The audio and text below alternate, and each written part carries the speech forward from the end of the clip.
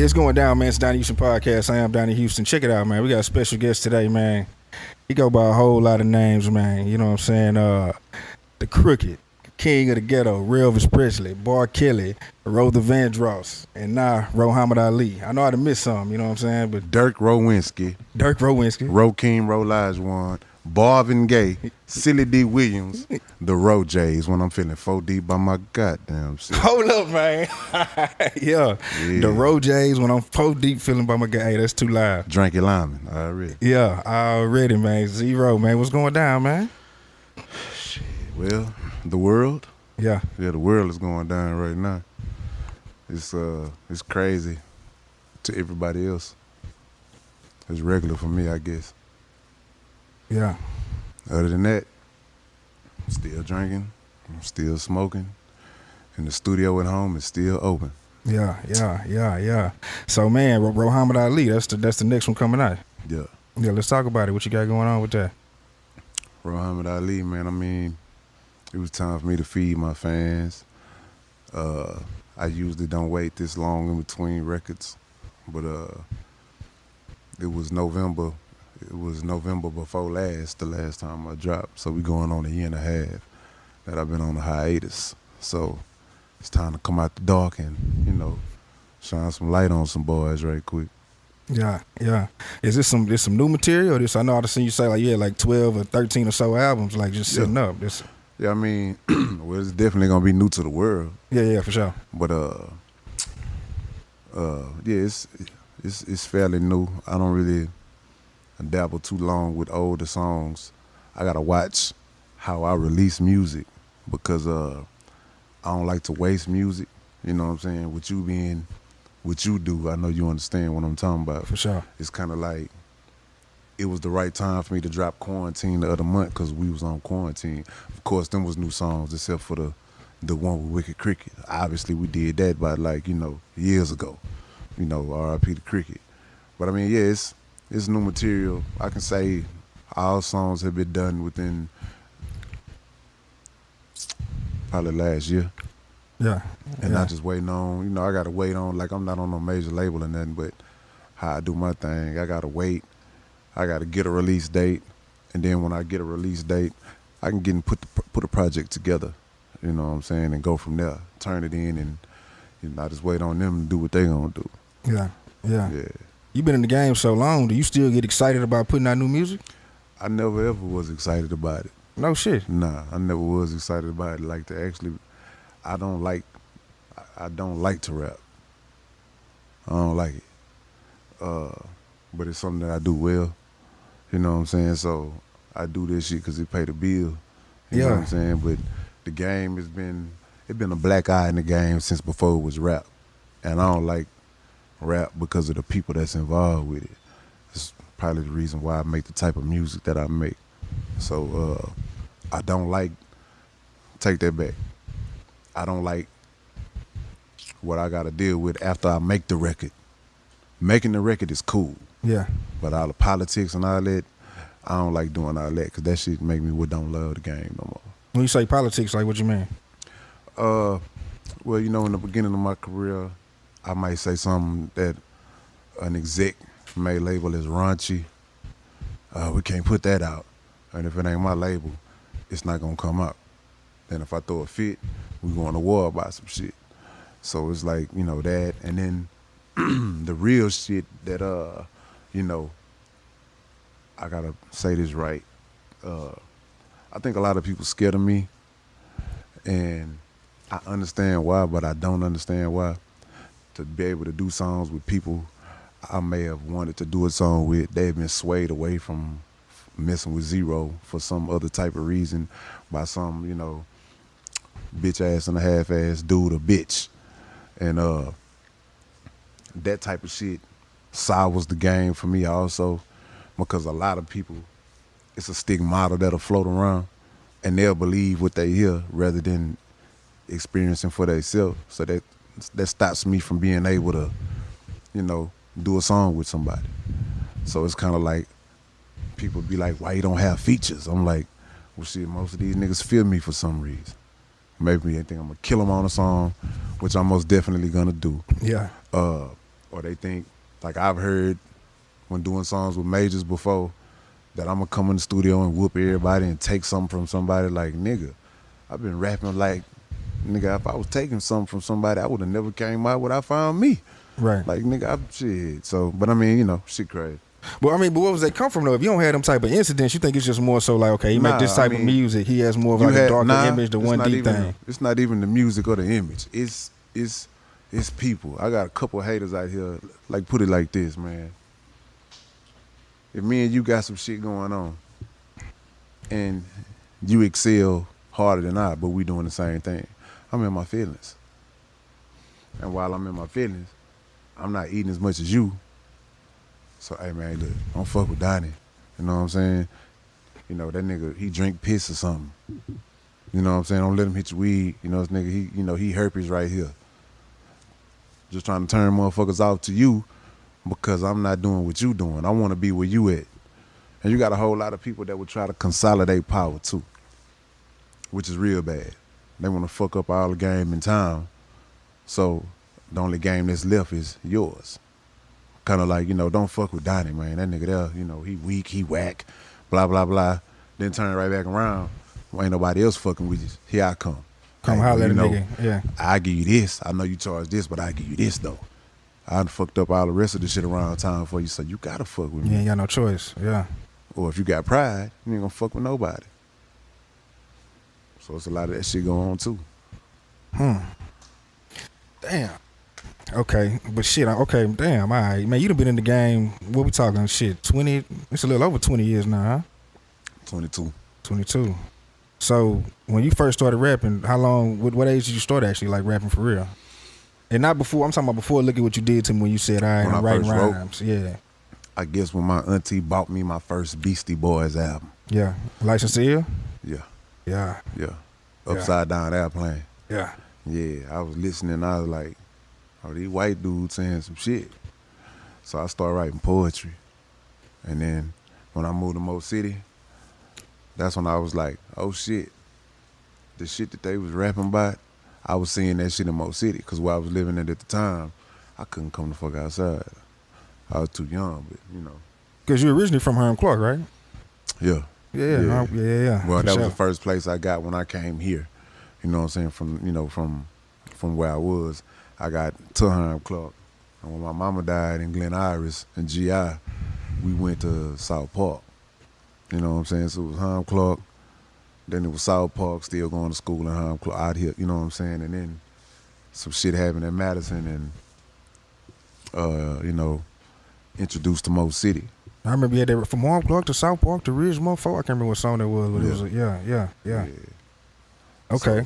So you were going to Madison. So even through high school you were still in the Clark for a little while. Yeah. I mean, I was going to school out here. I wasn't living out here since I was 6. Then, you know, we moved to South Park. And I just kept going to, you know, I kept going to Montgomery Elementary. Then a Dialing, you know what I'm saying? Then it was Madison for a little while and some shit happened. And then intro to Willow Ridge. What happened at Madison? You don't want to talk about it? Well, I mean, I'm gonna just say, some shit happened with a robbery, and then some shit happened with somebody getting paralyzed, and then some shit happened in my house. This is all like in the same week, and then CPS was like, "You can't stay here no more," but your daddy stay in a place called Ridgemont, so you gonna go live with him. And I was like, "Shit, I don't want to go over there." So you didn't really have a relationship with your dad prior to that, or? I mean, you know, the type of relationship where it's like, oh, it's Friday, I'm gonna go to my dad's house. It's the weekend. Yeah, it's the weekend. And, you know, after Sunday night service, because I'm sure gonna go to church, he gonna drop me back off at the crib. So that's what the relationship was. Yeah. So you writing? So you get to Ridgemont. Is that when you really get into the rapping shit? Yeah. I mean, I was rapping at first, man, with some cats. Man, it been so long ago, but Errol McCullough was the producer. You know what I'm saying? He was making beats. You know what I'm saying? We was going to Prince World Records, you know what I'm saying? Messing with Bunny and, you know, Steve and all, you know, the Jamaican clique. Father owing them over there, rhythms, and all that shit. How old are you around this time? This is like 14 years old, 15 years old? This is around like 7th, 8th grade-ish type shit, you know what I'm saying? We hanging out and doing songs and shit at school. We ain't never really do nothing with it. We was going to some studios over there, 26, South Loop and all that, making demos and shit, but we wasn't really doing nothing serious with it. But yeah, that's where that shit come from though. And then it got serious when I got to Mo City. That's when I started really experiencing the shit that we was rapping about. Cause I mean, them being of course you're gonna see people fight. You're gonna see people or be in a fight, or you're gonna see somebody with a gun. But with me being in school and then going straight to South Park and not coming outside, I can't experience none of that shit in my auntie house, because it's come home, we'll let you go down the block and play with this little white boy, you know what I'm saying, Jimmy, go down here and go, hit a baseball with Jimmy or some shit like that, or, go back here on Interville and, mess with my, this dude named Ronnie, or this other dude, Von Juan, you know what I'm talking about? The gospel rapper. Yeah. He was one of my neighbors back then. We used to just play basketball, and he wasn't no preacher yet. We was already fucking up. But that's who it was. We weren't doing nothing, man. Probably cow tipping was the worst shit we was doing over there. Yeah. But then, it got real when I got to Mo City, because now I'm doing the shit that we was rapping about. So that's where that shit started at. Yeah. So how did it change? Was you just growing up, or was the environment was different? I mean, we're getting over there to Ridgemont. The way how it was set up so different from my auntie house. Like, you felt the love. When a motherfucker tell you, hey, you can go to the end of this block. If not, nigga, that's your ass. You know what I'm saying? Or you got a curfew. Man, I got to my daddy's house. They ain't give a fuck when I came in. They ain't give a fuck when I went out. Motherfuckers was cooking for themselves type shit. And it was like on some, okay, I didn't want to come over here, but I was like, this is my first taste of nigga freedom. I'm like, hold on, over here I had to get permission to go outside. Over here, they don't want me in the fucking house. So then it's like, all right, I'm hungry. Going there, oh shit, y'all niggas done put a padlock on the refrigerator. So I got to go outside the door to go eat. Yeah. I got to do something to get some money so I can eat. So here come, Wait, the padlock. Wait. So this was how they was living before, or this was just on something you got over there, and then it was just like shit, every man for himself? I'm a teenager, so I guess I'm hitting the refrigerator a little too much, and I'm like, my old man pushing me to play ball, so it's like, shit, if I'm gonna be playing ball out there, I need to eat. To hoop or football? Football. Okay. It was football in the grass, and it was basketball was my passion on the hard top, but it was a combination of both. So I'm like, I want to eat. And I'm coming in, motherfucker, I'm trying to eat. Then, about a month or two later, it's a lock on the refrigerator. I'm like, what the fuck going on? So I really had to go outside in the streets and go do something for me in my own stomach. Yeah. So that's when you get the hustling, or That's when taking shit from people came into the play. Got with a couple people, I ain't gonna say their names, because they probably good brothers right now too that ain't taking shit. So yeah, we that shit started off as Cadillac discs, because they was easy to pop off. Then it got to spark plugs to break your window real easy and reach in and take your shit. Then it got to plaquing, got good with the flathead to take your shit. And then it got to, nigga, what you got? Then it got good with the hands, to where it was like, didn't need a pistol to take what you had. And it was like, hey, give me your shit, nigga. If not, put you to sleep. And then fuck around and learn the hard way and get shot for doing that shit. No more taking nothing from people. And what age is this? Shit, this is before 18. So you in high school doing all this shit? Yeah, it's just to maintain, because I wasn't taking shit from nobody to try to come down. I just wanted to come up. Yeah. So that's what that shit was. That shit was short-lived though. Yeah. So were you hooping at the Ridge? That's funny.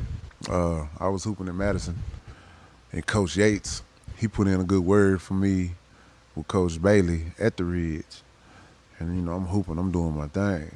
And you know how they do at the school, they don't tell you made it, they put the results on the field house. The motherfucker was like, man, I got so many complaints from these people talking about if I let you on the team, a lot of people gonna walk off because they like, nigga, you a transfer from HISD. You ain't been here but a month. How you gonna make the team? So man, he told me I ain't make the team. I quit going to school. I like, this the only reason I'm coming to this motherfucker. Then I stopped going to Calvin Murphy camp because, I mean, I was in a whole bunch of camps. I just stopped going. I like, man, fuck this shit. I'm finna see what these streets talking about for real. No shit. So you at the Ridge around what year? Well, I know I was Supposed to graduate what year? in 94. So the year they won. No shit. You know Jason Williams? That's like one of my big homies. Yeah. Yeah. And I got kicked out the house all that day.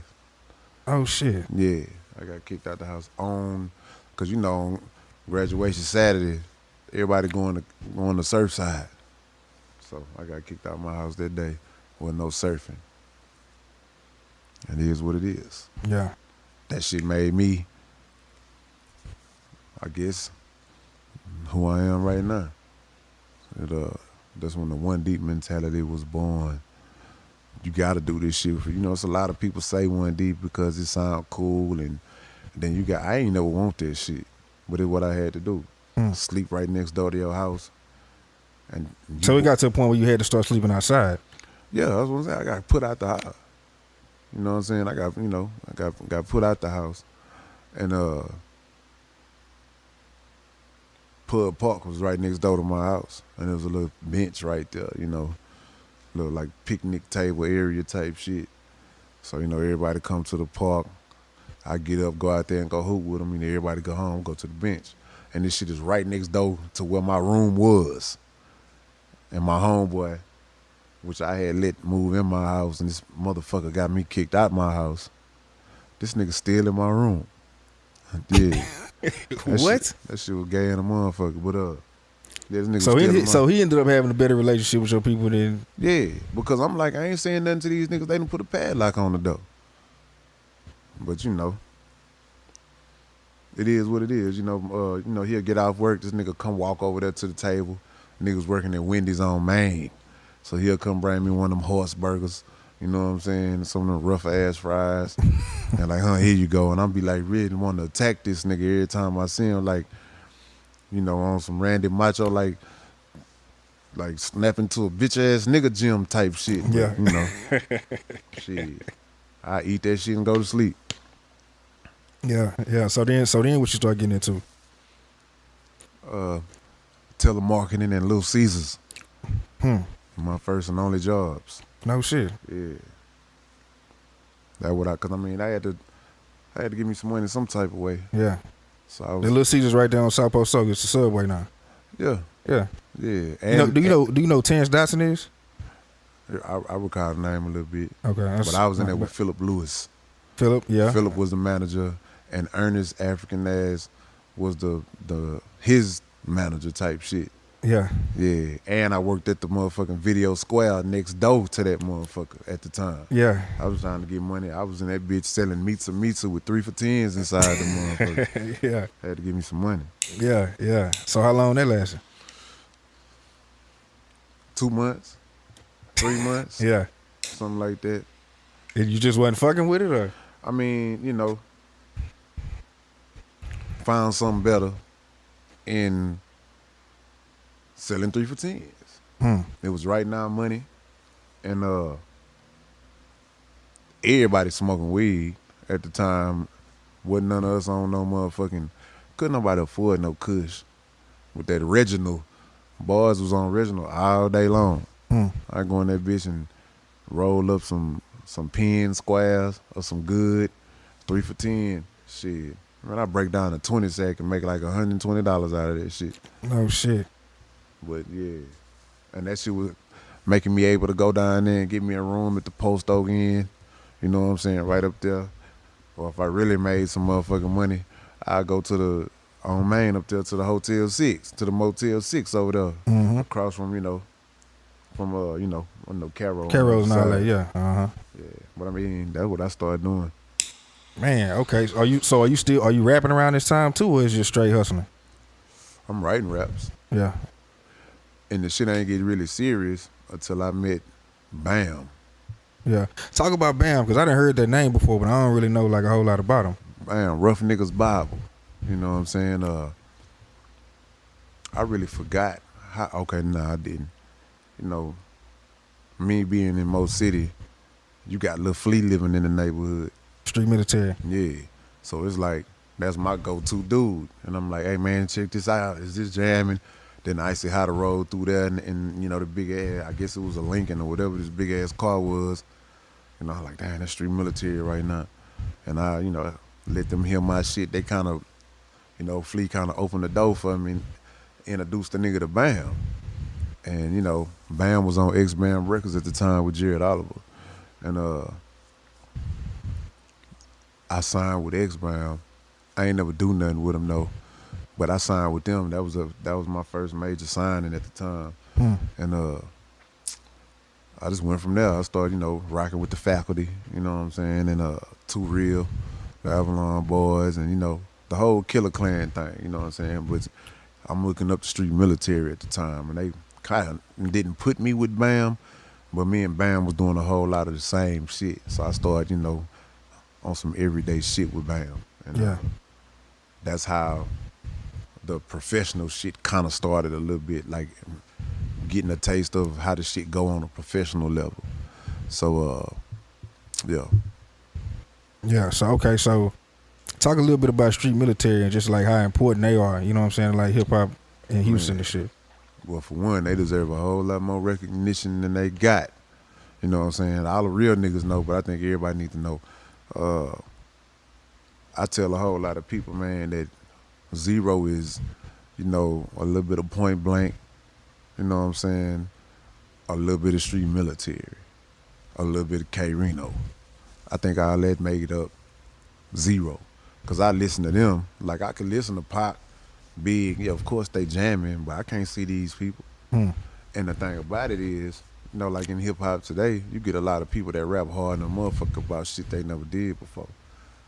I really remember going to parties and seeing street military whooping everybody ass in that motherfucker. No you shit. know what I'm saying? I'd have been places where Boomerang, with Point Blank and all them Reckless Clan, Vice Lord niggas, they in that bitch stomping the fuck out of somebody. So when he get in that motherfucker and say it's hard to think when my mind go blank, I seen this nigga lose his motherfucking mind before. I'm not praising it, but I'm saying it like was real. these people Yeah. are telling the truth. Yeah. And they able to be celebrities. I want to fuck with them because it's tangible to me. I can actually put my hands on them. I can, hey, Lil Flea, I know you talk about how ugly I roll my squares, but I want to come over there and smoke one of these ugly motherfuckers with you and let you hear this song. Shit, come on through, my nigga. You know, it was an open door. They was the first people that made me feel welcome in the hip-hop world, period. You know what I'm saying? Because a lot of people was like, nigga, you rap too fast. This is what they was doing. Yeah. They wasn't on that love me tenderly type of, you know, and you woo, woo, woo. Yeah. They was on some, I'll beat your motherfucking ass, but praise the Lord, though. Yeah. I was like, that's the type of shit I want to be on. So I started rocking out with them. Yeah. Yeah. Okay, so all right, after the X-Bam thing, when do you is that when you start working on Look at What You Did to Me? Nah, after the X-Bam thing, some time went by, I met this cat Rakesh. And he had Afterlife or Resurrection Music Group and all that. And I started rocking out with him. He did a beat for me. And he was working with this guy, I think his name was Sammy Hewen or something, a dude from Pen and Pixel. And they was roommates, living, you know, on the West. And I was like, okay. I'm thinking in my head, business like. That's live as here. You got the free producer. album covers. Yeah. And free, so I'm like, let me prove myself worthy to be in they mix. Cause I'm thinking like I can come up for all of us. And I did a song and they was jamming it. And before you know it, I'm a roommate. I'm a roommate, and we over there just making music and shit. Bam, come over there. He, kind of fucked my situation up, doing a bunch of nigga shit in the highs. But that's how that shit. I start recording songs, and then some type of way. Herman Fisher. He had an artist named JV, and he came over to the house one day, cause he paying for JV shit to be made. He called like when he was on the outside, like hello, and the nigga, I'm like hello, ain't nobody saying nothing. Hang the phone up. He called. He keep calling back. I'm like, man, who the fuck, man, what? He say, man. He said something like nigga this, nigga that, and I'm like, man, whatever. I hung the phone up. So the door knocked. He answered the door like, I was like, what's up? Who you? I'm Fish. I say, oh, what's up? Yeah, I'm here for Rakesh. I'm like, yeah, he in the back. So he walked in there, looked at me like, who that was with that what on the phone? I was like, shit, nigga, it was me. Yeah. He was a big old dude, and I was probably like, big as this here. But I was like, in my mind, I'm like, nigga, I'm bigger than everybody. Nigga, fuck you. Yeah. So I was like, shit, yeah, that was me. And nigga was like, boy, nigga, nigga kept his hand like this all the time. Because all this nigga used to do was count money. So he'd be like, yeah, he'll talk shit, nigga have a bankroll right here. So he like, yeah, nigga, and whatever. Then Rock was playing some of my shit, and he was like, man, who was that? He say, that's the nigga you was arguing with in there. Man, let me holler at that nigga. And he hollered at me, and then we put out Look What You Did to Me. Classic. And that shit was crazy, because it's my first time doing some professional shit. I guess I can say it now. Man, when I signed, nigga gave me 9. No shit. Nigga gave me 9. No You shit. think you gonna get a signing bonus? You like, yeah, nigga, I'm finna be in the paper. Here you go. I'm like, circles? I'm like, this nigga gave me 9. This nigga gave me 9 Wait, ounces. I'm listening to you, but it's really sinking in now. This is Nah, wild nigga, 9 as fuck. ounces. 9 ounces of crack. Yeah. Yeah, this Yeah. is, I'm like, Yeah. yeah, nigga, like, I'm looking at them, hey man, gonna get your money with this here. And I'm like, all right. At the time, did it register? Like, man, Nah, you wasn't tripping. You like, shit, I fuck wasn't it. I'm finna get some tripping bread. 'cause I gotta, at the time, I'm like, I got my first crib on Ridge, man. Split level duplex, 2-bedroom, 13-inch black and white TV, app mattress type shit. That old couch, not the divan. Yeah. You know what I'm saying? Like that motherfucker like corduroy everywhere. Yeah. Itchy back type shit. This what I had. Rent was $300 a month. I'm like, shit, with each one of these, if I rock this motherfucker, I can make at least $1,500. I mean, that bitch, man, I'm a chopping motherfucker at the time. And going to church. Yeah. So, but yeah, that was Look What You Did to Me. And yeah, that's when the professional part started. You know what I'm saying? As far as what, learning about contracts or just what? I mean, like as far as I had already signed a contract with X-Fam, right. but then it, did nothing go. Then it was professional, meaning that this motherfucker actually came out. This album actually came out, and I actually started doing light performances places. And from performing is how the screw shit come in. Right. And this is at Club Unique? Club Unique. Right there on LD. Main, next to Sound Waves in the corner, yeah. I'm up in there, and motherfuckers like, hey man, my brother you just went hard. My brother wanna meet you. And I like, who the fuck is you and who is your brother? Yeah. I'm LD. I was like, oh, okay. He like, yeah, Screw One. I'm like, nigga, Screw wanna meet me. And then the LD do the same shit Fish did, but for nothing though. He was like, nah, my nigga, like, I'm like, I know I look clean up in here right now, but I'm fucked up. You know what I'm saying? Nigga gave me a foil paper full of sticks. And I'm like, I'm sure not finna smoke these motherfuckers. I'm finna sell them. Yeah. Took me to Screw House. And Screw was like, what's up? We ain't do no tape. But I was just tripping. I was like, hey, nigga, that go Big Pokey. Okay, wait. So from the club, y'all go to Screw House? From the club. Like, we don't go directly to that motherfucker, but he is like, hey, we're gonna be doing something tomorrow. Here go my number. Call him. And we go straight up in that motherfucker. And it's like, so he takes you over there? Yeah. It's kind of, I ain't had no motherfucking car. Yeah. You know what I'm saying? So we get over there, and like, they was in a Regal. We go over to that motherfucker and was like, I'm like, shit. I'm starting to see people and then put voices to names like, oh, that's DJ Gold. That nigga talk like it's my, I caught his draw. You know what I'm saying?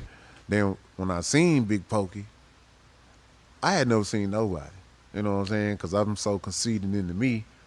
I ain't know what nobody looked like. I ain't know what Screw looked like. None of us really knew what a lot of y'all looked like for a long time, though. Yeah, You know what I'm saying? Yeah, because I mean, it wasn't no social media.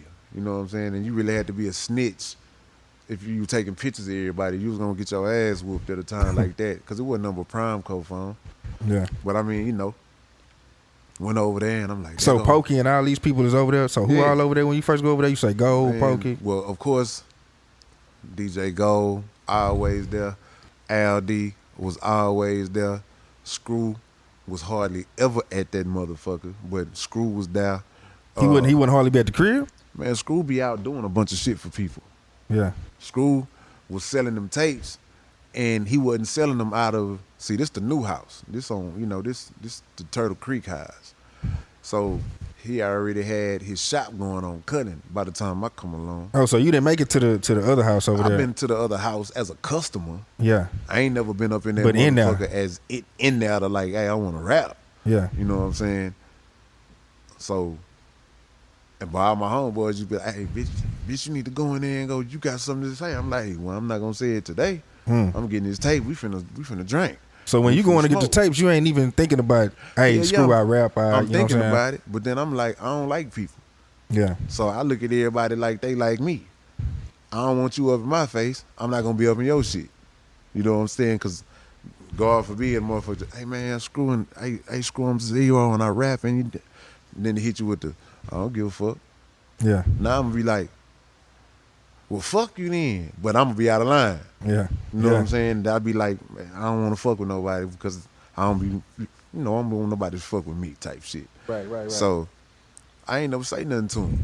Then I look up a couple of times, nigga was walking over me in my house, you know what I'm saying, fucking with this chick that was like, AKA my sister. Yeah. You know what I'm saying? And I'm like, nigga, while you sleep on the floor, you can feel a nigga. I'm like, man, who's this nigga here? And he like, oh shit, my bad, little homie. And I'm listening like, man, this nigga sound like DJ Screw. Then she'll be like, hey, I was telling you my brother rap. He was like, oh, okay, that's what's up. I'll check him out one day. Like I say, you don't want niggas fucking with you. So I had to wait. And this was like way before I even, way before the Club Unique shit. You know what I'm saying? Like this shit is a long time ago. Yeah. Like, man, this is like back when Point Royale was Tiffany place. Yeah. I was living in cobblestone type shit. So yeah, it's a long time ago. But I'm seeing all these people, man, and So you say Pokey was over there, Gold was over there. Pokey come through there. Mike D always coming through there, dropping off, picking up something. Wait, so you talking about on different occasions? So you would just be over there after you went? This one day all this going down. Yeah. Okay. All this, and then Hawk come through there. Like, I didn't know the schedule because the school was gonna tell you, hey, we gonna make a dub tonight. It's 5:00. Y'all not starting on this shit today. Yeah. You know what I'm saying? That shit gonna probably start at like 12:30 in the morning. Like when the times I'm going over there. Yeah. And then once you go in there and let Screw fall asleep, you can't leave. Because the door locked. Ain't no taking the keys from this nigga. So I learned the hard way. I went over there like, oh, man, let me come up and be on my best, rapmanship. And we ain't even going in the room. We in this motherfucker drinking and smoking. Yeah. Listening to Mac 10 the album or listening to Sebo. That was Screw's favorite. You know what I'm saying? And after everybody go to sleep and wake up, then you'll hear that zzz. He done woke up first and he started without everybody. Niggas just start waking up, brushing their teeth, going in there and like, yeah, let me get on that bitch, Screw. That type of shit. But this was all like in the course of in a whole visit. People come and leave. You know what I'm saying? Like, oh, come over there. You know what I'm saying? The newest people. Like, I'm not even in here yet. I'm just going over. You just coming through. Yeah. Yeah. And then after I go in there and I kick it for a little while, Screw asked me some questions. He like, man, what you want to say out of this music shit? You want to come down? You want to shine? I'm like, man, I want to eat. Whatever that mean, I want to eat. He like, what you mean? I'm like, well, shit, I want to eat the right way. I don't want to step on no toes. I just want to eat. So he was fucking with my temperament at first. Then eventually we got around to the music, and I let him hear my album with my Look What You Did to Me. He fell in love with They Tell Me Put the Dope Down. He fell in love with that. He fell in love with Gotta Get My Pimp On, and he fell in love with that the Ghetto Crisis, the reggae song. Yeah. And he started putting them on dubs. And then he hit a nigga one day like, hey, you in? And I'm like, I'm in what? He like, SUC. I didn't even know that this shit was called SUC.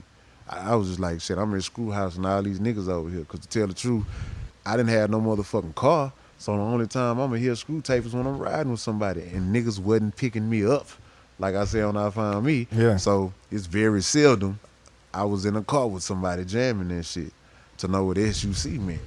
Nigga like, you SUC?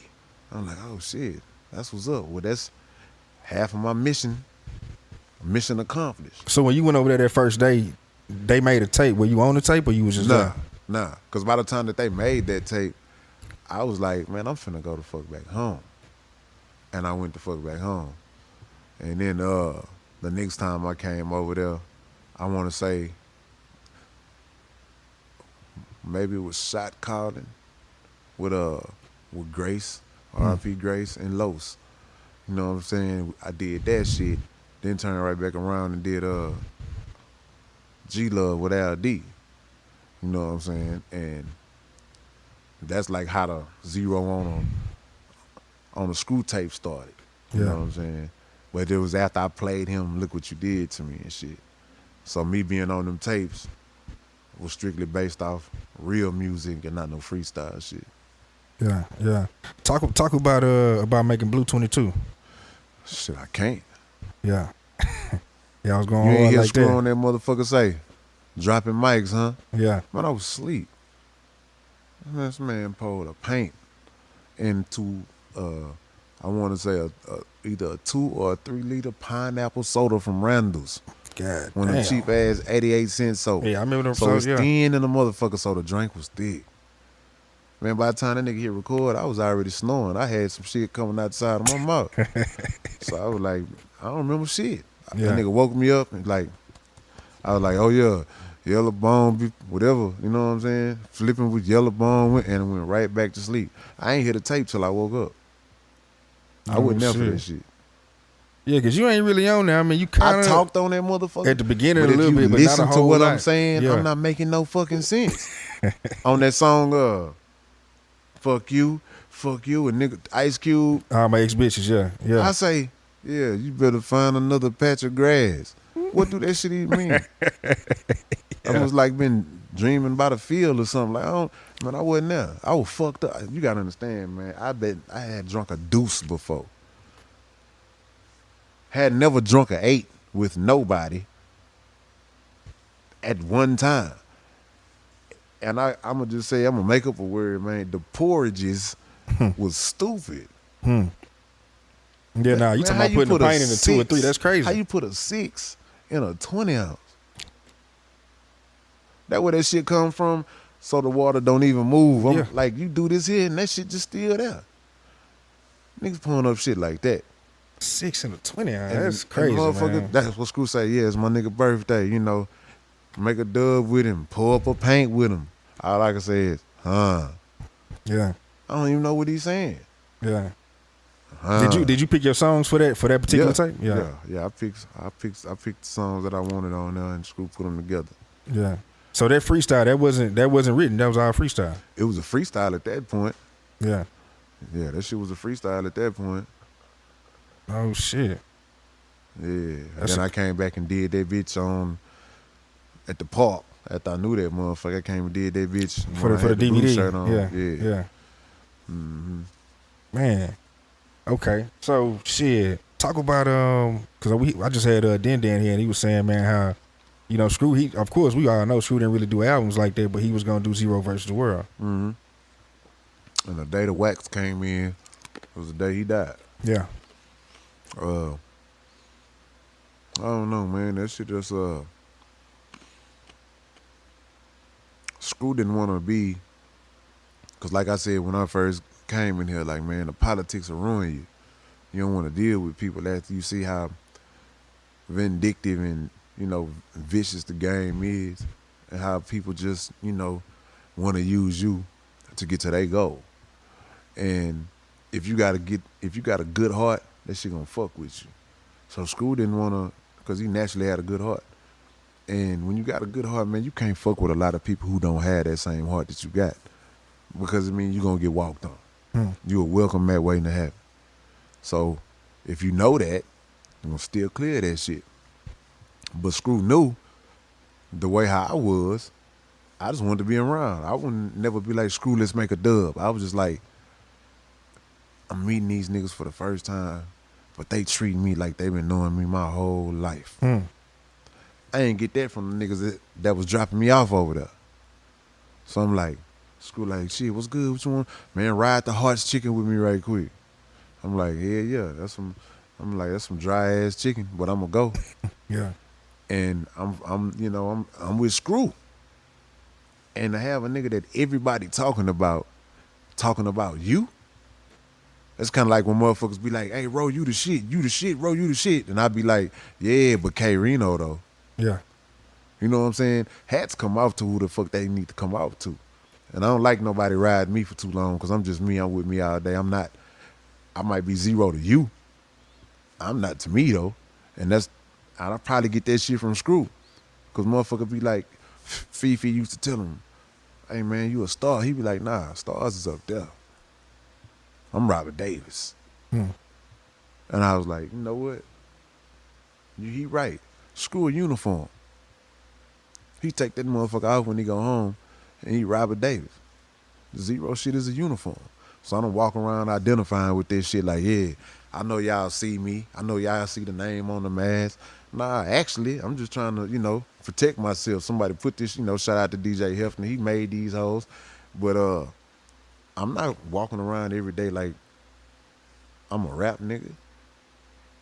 I walk around every day like, hey, look, when the first come, I gotta do the same shit you gotta do. You know what I'm saying? Probably more of it, because I got a lot of shit to pay for. That's what comes with it, but it's all the same thing though. It's the same shit. No difference from me and the motherfucker that was putting that music together outside. We all the same person.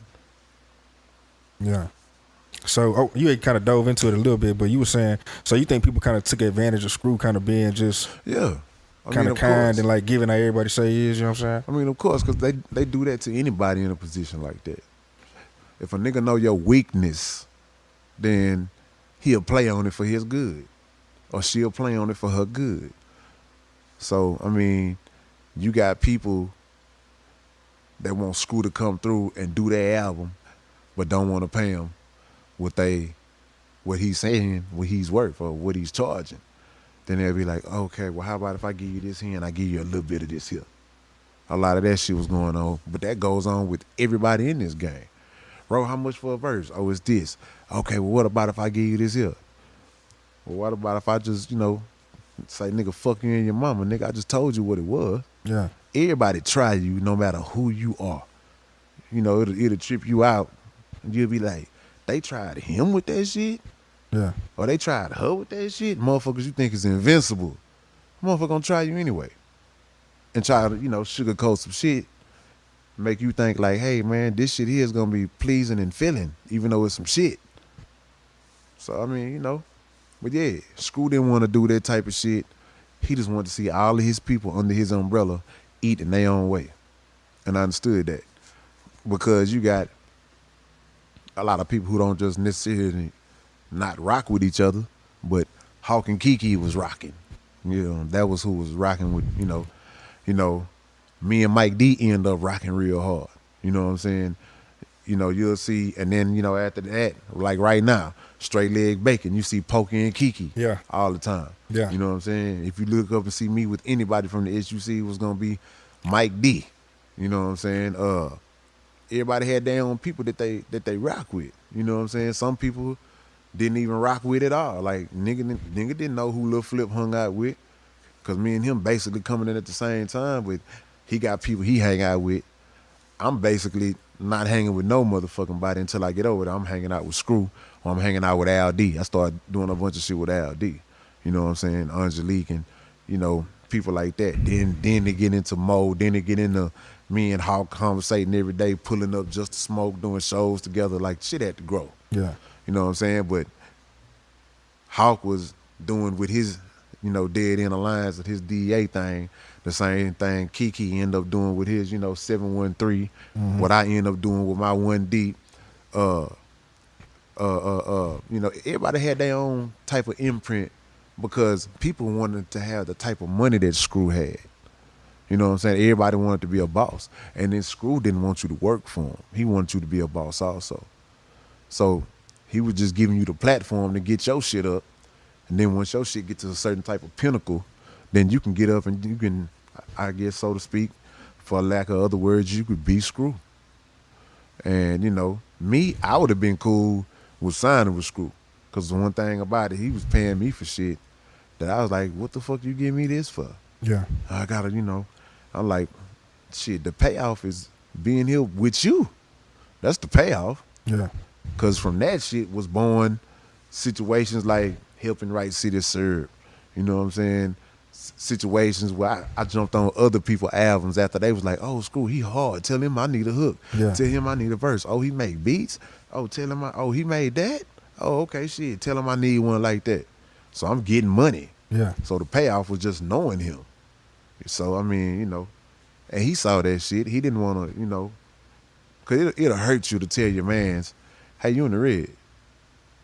Yeah. You ain't sold shit. Yeah. So I can't pay you nothing this month. And then this your mans, so you're going to be like, I can't do my mans like that. So I'm going to go in my pocket and put myself in the red and just not tell this nigga or not tell her, she ain't sold nothing. Huh, man, here go 10,000. You know what, because me and Mike D was talking about that, and then Den talked about it, how, like, he was saying a bunch of that type of business was going on here, and that's why we don't have a lot of labels, because it was more of, like, you know, putting the friendship over the business, you know what I'm saying?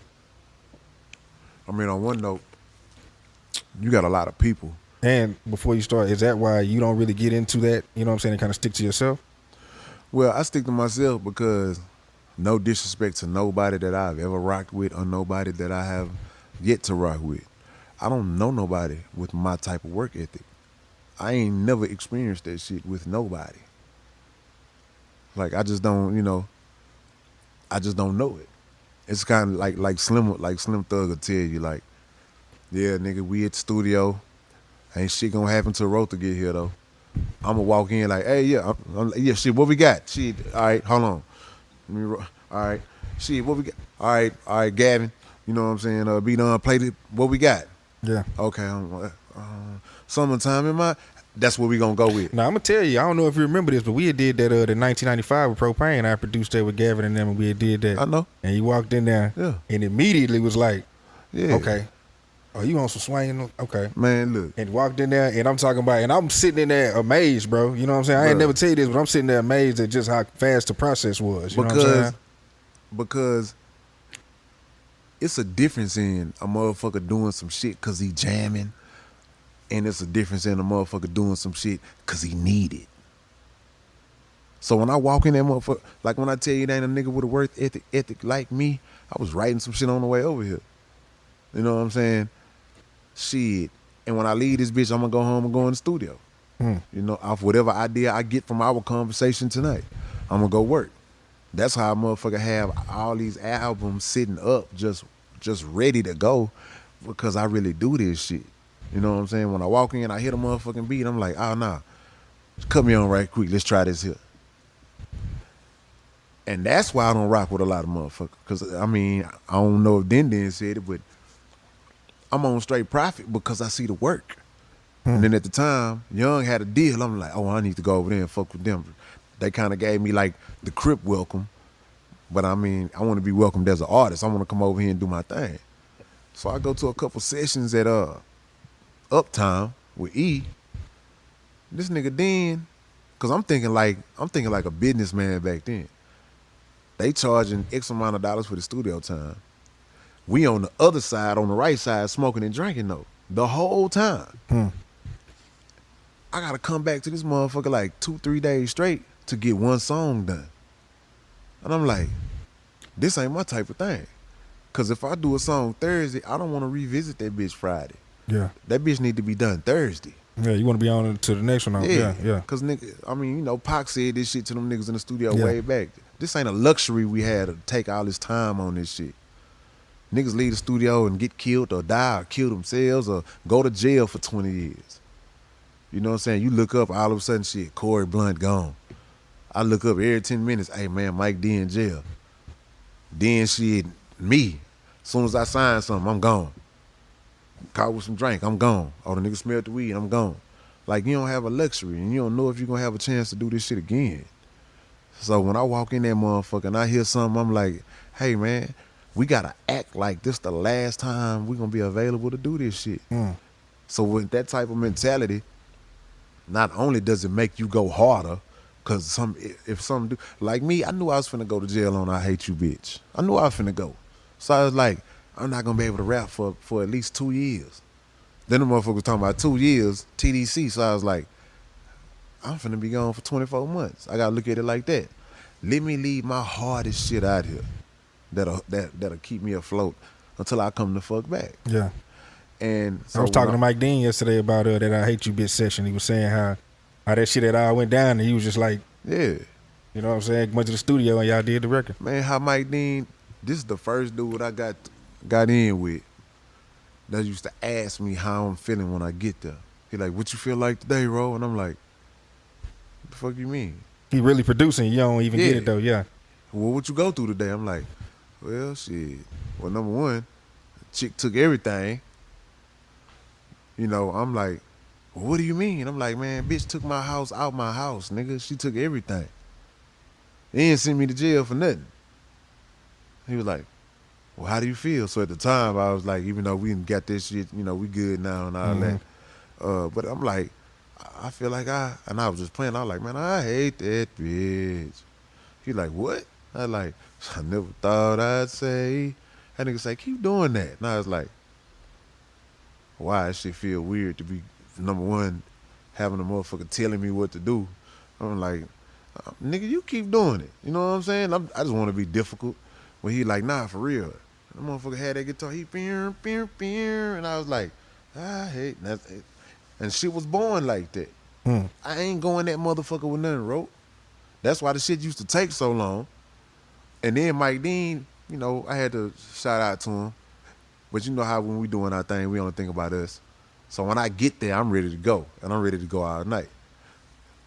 You know, totally disregarding the fact that Juvenile just left. And then before him, you know, Bun might have just left. And then before him, Do or Die just left. He done been in sessions all day. I'm the last nigga on the totem pole. This nigga tired. Yeah. 2, 3 in the morning, I'm like, yeah, that bitch jamming. And I got an idea for this other thing. I was listening to Pat Benatar. He was like, bro, I'm tired. I'm like, fuck you mean? You tired? We only been here 6 hours. I'm tired. So I was like, that's why I went and got my own studio. Cause then he was like, well, I can't give you a dub. Jay don't want the dubs to go out. I was like, got me fucked up, down and to the side. I'm taking my shit with me.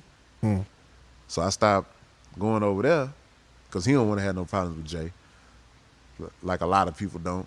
So I was like, well, shit. I got familiar with Ron Shelton at Guitar Center.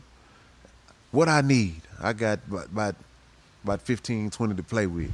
I don't need no state-of-the-art shit. I just need some shit that's like art of the state. He put me together, and I started recording at home. Ever since Let the Truth Be Told, I wouldn't dare walk in a nigga studio trying to record my album at nobody else's shit but mine after that. Yeah. Yeah. Yeah, So, man. Damn, okay, man. We just kind of jumped around. Yeah. But man, okay, so after the Fisher Boy thing, this is what I want to know. Because I heard you say that the Guerilla Maab Rise album was a solo album at first. So did you put that together while you were still with Fisher Boy? Well, what happened was me and Fish had like a little falling out. And I ain't gonna lie, I don't want to dump these ashes on y'all floor, man. But we had a little falling out, right? And to where I ended up being kicked out of his spot. Dropped me back off in Mo City type shit. And by the time I'm it's time for me to do a solo record. Fish and a lot of people from his hood in the tray had got caught up in a big ass drug deal. I mean, not a drug deal, but a drug bust, and they was gone. And when he left, we wasn't under the best. Well, our relationship wasn't the best. So I'm kind of like, and I didn't really get no money off of that first record. So I'm like, well, shit. Now I got school, I got school history now, and I got a little recognition in, I'm gonna say, in a couple of spots around Texas. You know what I'm saying? And Lake Charles for damn sure. Shout out to Festival City and all that shit back then. But I ain't want to put out no another record and not get paid for it. So songs that I had already wrote, some of them I had already recorded. I was taking verses off of shit, and I was like, I wonder if I put out a solo record right now on some other than Fisher Boy, will he try to trip? Will he try to sue me? Will he try to do anything, related to that? So I was like, if I come up with a group where I'm a side man and not a front man, I can't get sued for nothing. So a lot of them songs I had verses wrote for, I was just like, I went to Dougie D and I went to Trey, and I was like, hey, look, let's do this here. So that's how that shit got born. So how'd you meet Dougie D and Trey? Well, Bam introduced me to Trey in '96. You know what I'm saying? He ain't my cousin. I thought y'all were cousins for real. Like, yeah, that was the image we gave y'all. Yeah. Because of the similar sounds and the similar subject matters and shit that we was rapping on when we met in '96. And, Doug was a dude from the neighborhood right in front of Ridgemont from Mayfield Park. I met him, nigga kind of looked like me. We kind of favored each other. And I was on some rap shit way back then trying to make it happen. And I was just like, hey, let's do this. I had made the Guerilla Maab hat in, like, I want to say everybody in my hood, like Shano and them. I'm trying to get the shit right because somebody had a red and black hat. You know what I'm saying? You had the you had the Ridge Ran Riders. I think they was red and black. I think you had like Ridgemont Hardheads or Pud Park or some shit like that. But you had a red and yellow hat. A red and black hat. You had a purple and yellow hat. And then by this time, I was like, well, fuck it, I'm on my own shit. So I put Guerilla Maab on my shit. You know what I'm saying? And at the time, that shit was, I had the hat. It was some shit that I was saying a long time before it came to fruition. You know what I'm saying? And we started doing songs. And when it came down to it, I put some songs together. We put them in order, and we dropped the record. And I did that shit, number one, because I was just trying to find an avenue where I could release music and not get sued and get all the money. Yeah. Because, he in jail right now, and I'm just idly sitting here, and what I heard was the man was going to do 5 years. So I was like, I'm not sitting around waiting on 5 years and hold my shit up, especially when I feel like I'm hot and I'm hard right now. So that's why I did the Guerilla Maab. So, okay, it was one other person, though, somebody named Taz, I think it was? Yeah, Taz was in there, too. Yeah, so whatever, he just kind of disappeared. Like, I know he went when y'all did the second album. Yeah. He was, I don't know where he went to. I heard some shit about him that I won't repeat on here, but I heard some things, and then everybody started kind of going their own way. You know what I'm saying? Like, once spotlight started hitting us, I think that me and Trey kind of stood out a little harder than anybody else. So we kind of went on. Doug went on, too. You know what I'm saying? Doing his thing, but it was kind of like I went through a whole lot of labels, building myself. Trey did his thing, building himself, and that was really basically just me and Trey from that point on. By the time we did the second Guerilla Maab, it was after our first little beef, you know what I'm saying, Resurrection. Yeah. So we did that, and but other than that, my original thing for the group was, if it make money, it's something I can return to periodically in between solo records and make money on and, eat with my people. So I mean, that's what that was for me at first. Yeah. Yeah. So okay, man. Okay, so Guerilla Maab. That was when I first like got into. That's when my first introduction to road. You know what I'm saying? Like, so after that, you go and you do Zero versus the World. I go and do Zero versus the World, and I think that was the one that really probably started to really put me on the map. You know, this is my first album where I really had, even though we had features on Guerilla Maab, this is based off my relationships with the SUC.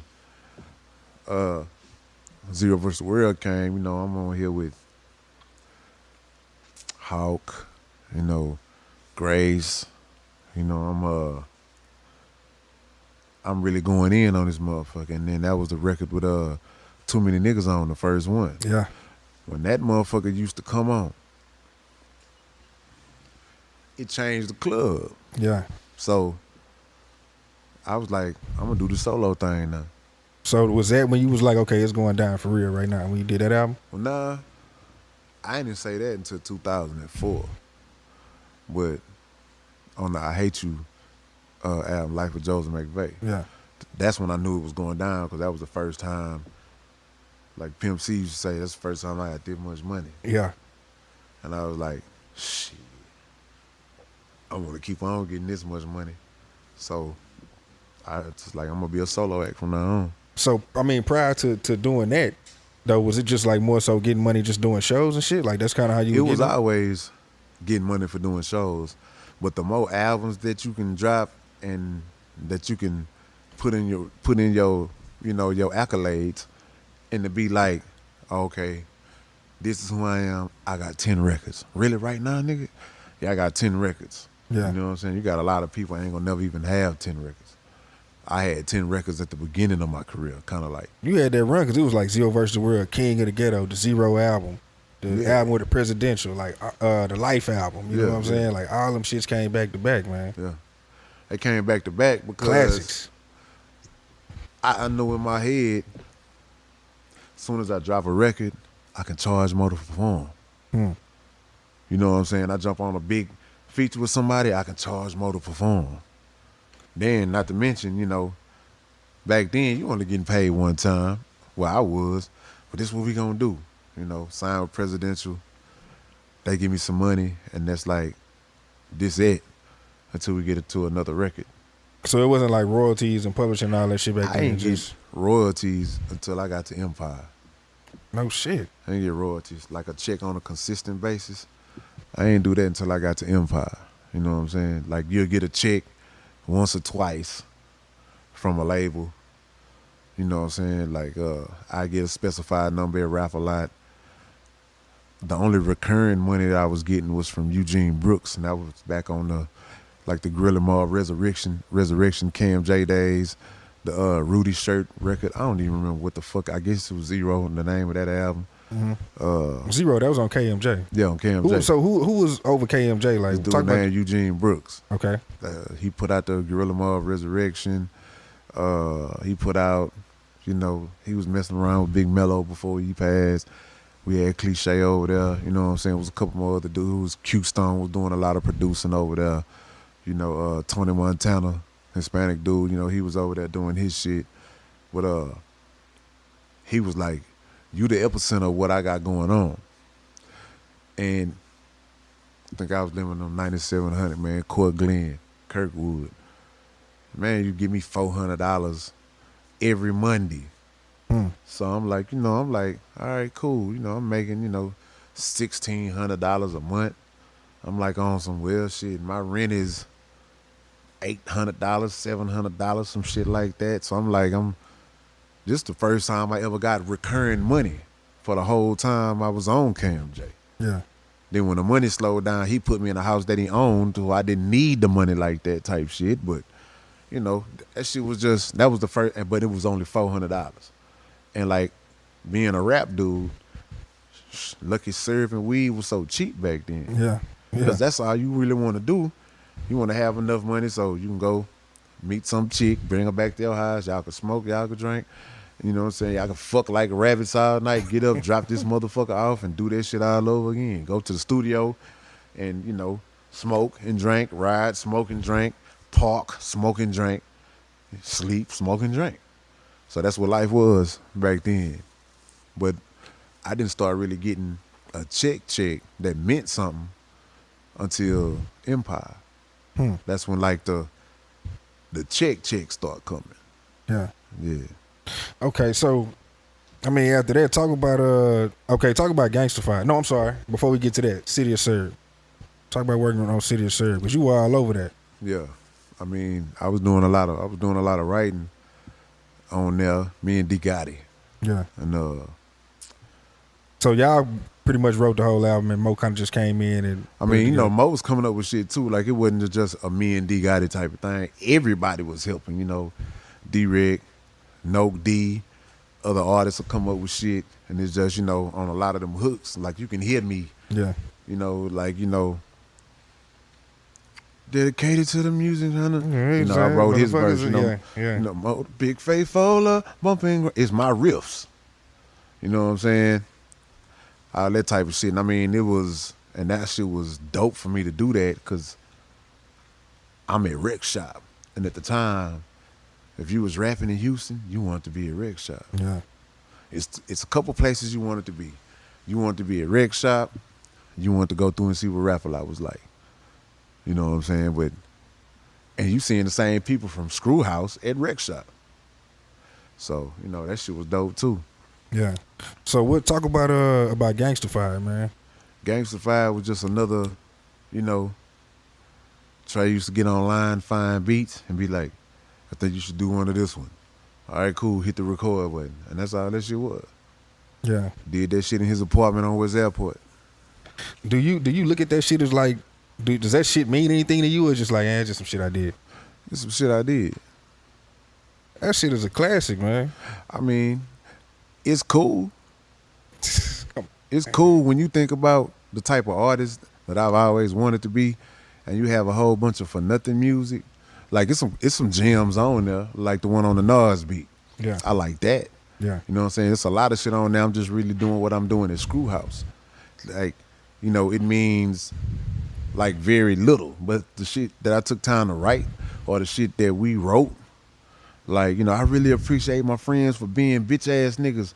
Wrote that shit, going through that shit. Yeah. He found that slow light and banging beat. I'm just on that bitch doing some Screw House shit, slow light and banging all in my. I was on some conscious shit way back then, but wasn't nobody else on it. Yeah. So when they listen to that, I'm thinking they'll be, on the, I really appreciate my friends, made me appreciate the nigga within myself. They rather just, we ride on niggas and we ride on niggas, that yeah. bitch jamming. Yeah. But they on the shit that ain't making no sense to me. Slow line, come around your corner so slow. I ain't gonna lie. On the tape when that shit first came out, I used to pass that one up. But see, everybody did. It didn't become famous until I went to jail and motherfuckers was like, oh, Roe in jail and it's related to a murder. Yeah. Now they want to see who the fuck I am. Yeah. And then by the time I come home, it still wasn't doing too much.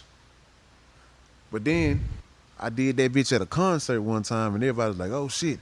As soon as that shit say, they was like, ah. And I was like, Hawk was with me. Hawk was like, you talk like, shut up. They like that? I'm like, yeah, I'm like, these niggas like this here. Yeah. And they was like, and I was like, the simplest shit on the record, they jamming. Then he was like, man, I thought they would have been on this one right here. And I did too, but evidently not. Okay, so when you went to jail, you said it was connected to the murder. I never heard that rumor like that. Well, I mean, I got arrested because they wanted to know something about a murder, and somebody said my name in a murder. So that's why I ended up getting arrested. And for getting arrested, I got violated on my probation, so I had to sit the rest of the time out. Okay. Yeah. So you signed before you went in, or that was after? I signed before I went in, right? Like Halloween, right around Halloween of 03. Yeah. And after that shit kind of like history, because when I got out, it was all about Life of Joseph McVeigh. It was. Did you go in like, shit, I got some money now, I'm comfortable going to jail? Like, I didn't have no money. Oh, no shit. Jay spent the money on the lawyer. Yeah. Spent the money on the lawyer. And when I got home, I got a bunch of deposits for shows. I got a little money from here, a little money from there, and you know, a lot of show deposits. So that's when the money started coming. That's when I saw, if I want to be rich, I got to stay on the stage. So staying on the stage means staying in front of one of these in the studio. Yeah. Yeah. So, man, so Joseph McVeigh come out, you get out. I mean, how you feeling with that? You got to, I mean, I Hate You Bitches on the radio. You got a radio single, you know what I'm saying? After all them albums, you know what I'm saying? You get a radio single, and that's the single. Like, as far as that content, you know what I'm saying? Like, that shit was so unorthodox, dog. It was. I was just like, man, you know what? It is what it is. I'm going to just try to keep it going. Yeah. You know, I wasn't overwhelmed. I was just like, I was really underwhelmed because I still wasn't getting the type of money that I thought that I deserved. So I was still working towards that. But then you do get those. I do get those. Does that change a little bit, or is it still kind of a lot of the same? I still wasn't getting no money. I mean, I just did a dope-ass hook Just for did somebody. a big record, yeah. Yeah, I did a dope-ass hook for somebody, and I happened to be at Mike Dean's house and was like, hey, you fuck with this? Yeah, I fuck with that. So I did a verse to it, too. Yeah. But, you know, the hook ended up staying, so that's what that was. Yeah. But I mean, shit, you was getting a little big, because I remember I saw you when you had the Intrepid. You know what I'm saying? I just seen you. That's when you had the Crinkley over there at Studio 2000, like around Get Throw there. Yeah. So I mean, it was all right. You know what I'm saying? I mean, it's cool, but I mean, then again, you're talking about a car. Yeah. Like, a car don't tell you what's going on with you. Yeah. You know what I'm saying? Like, this motherfucker pull up right now, you know what I'm saying, in a Dawn, and they got to go turn that bitch in tomorrow. Yeah. I ain't own that motherfucking 300. No shit? Shit. I own the Intrepid because the Intrepid ain't cost shit. Yeah. It was just a big old aerodynamic in the front ass car that you cool for a hood nigga to drive. But I mean, you know, shit, it was a car note going on that 300. Yeah. And they didn't pay the 300 off until I gave them the Power album some years later. Damn. Yeah. That's a long time. It is. It is. That's a long time. Okay, so then you do Let the Truth Be Told. And Mo City Don is on that album. Yes, it is. Most of the Don is on that album. I started it off, I believe. Yeah. And because Jay and Red Boy and all them cats, they were noticing when I do it at the show what it was doing. And they put it on the album without me even knowing. When I got the CD, it was just on there.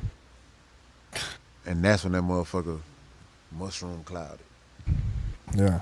Man, for the longest, I had thought Mike Dean produced it. I just found out, like, that was a Snoop Dogg beat, like an instrumental. Mm-hmm. But then you ended up getting the production credit on it. So it worked out. I don't know a lot of people that was going to tell Jay that he couldn't do some shit he wanted to do. Yeah. Yeah. Yeah. Yeah. Well, I mean, shit. So, man, what's been some of your favorite times just in the game, man? When I bought my motherfucking self. No shit. Yeah. It was cool going to the Source Awards back in the day before shit got all fucked up.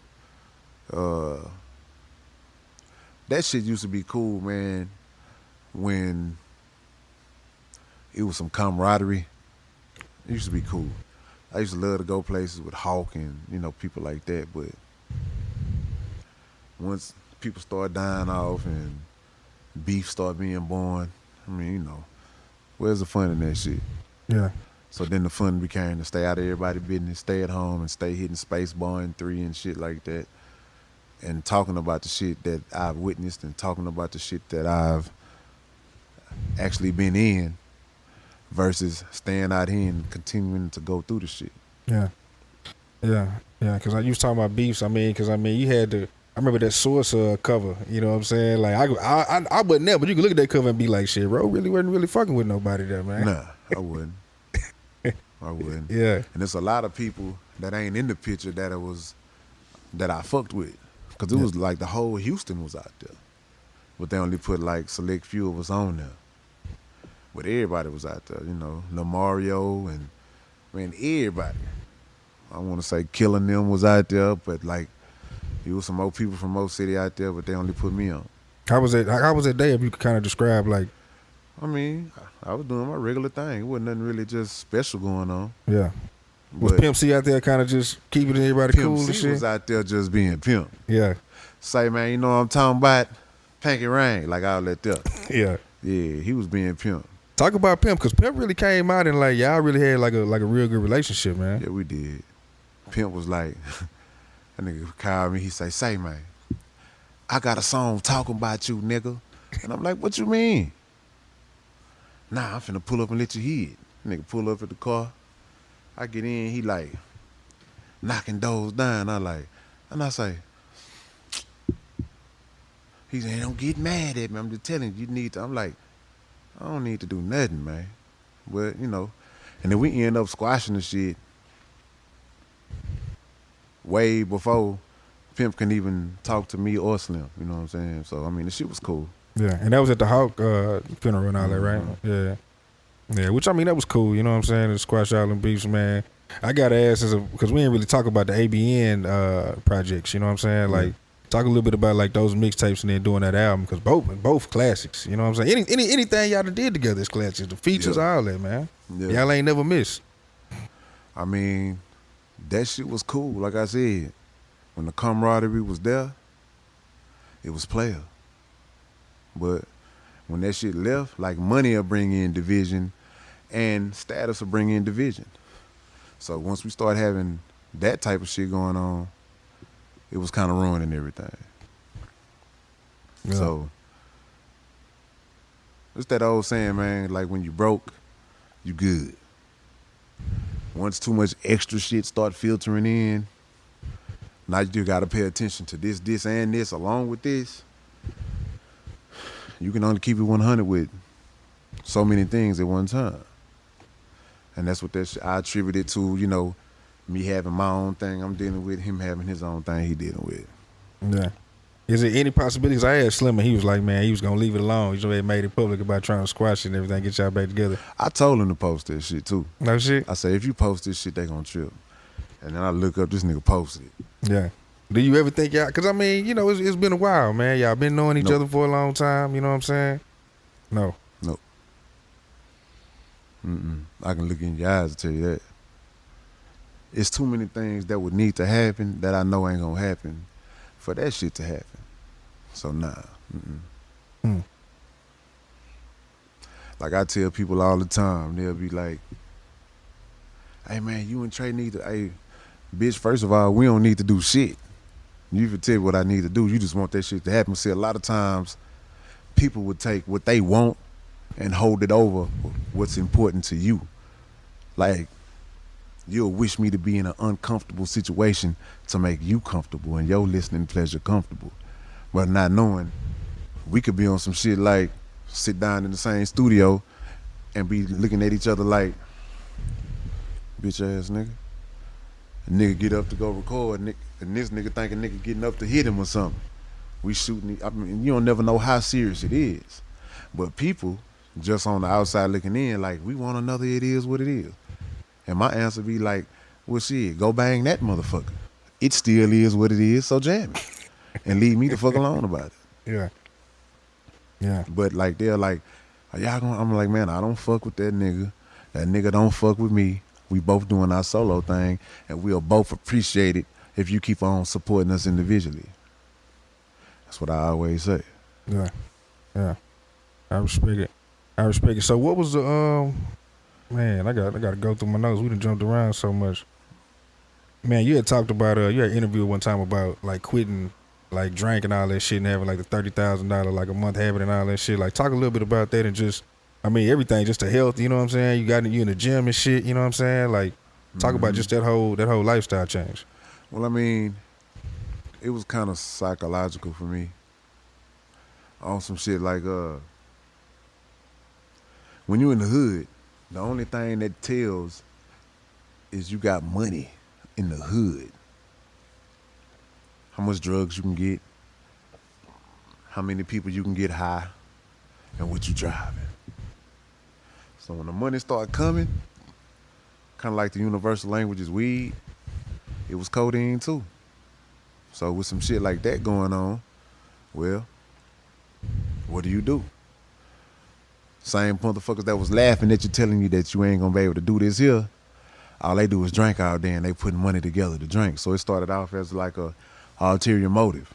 Pull up, hey, what's up? What y'all got going on? Oh, nah, man, we're gonna put together on a foe. A foe, you say? I have a 40. Let's drink that. Nigga, what? Yeah, I got a 40. I got 40 ounces of drink. Oh, man, this blue paint cool. Yeah, oh, hold on. You don't let that out. You let that up. Now you can get in. Here go yours, and yours. I ain't even leaning like I want to because I'm feeding 8 more niggas. Does that come from the screw thing you were saying, just kind of having that same type of temperament? Or Nah, it come from putting it in a nigga face. Yeah. Because that's all I knew how to do to put my newfound financial freedom. Oh, y'all I got it together on the phone. Yeah. Nigga, I got gallons of this shit. And I got a bunch of weed. And I got a live ass car.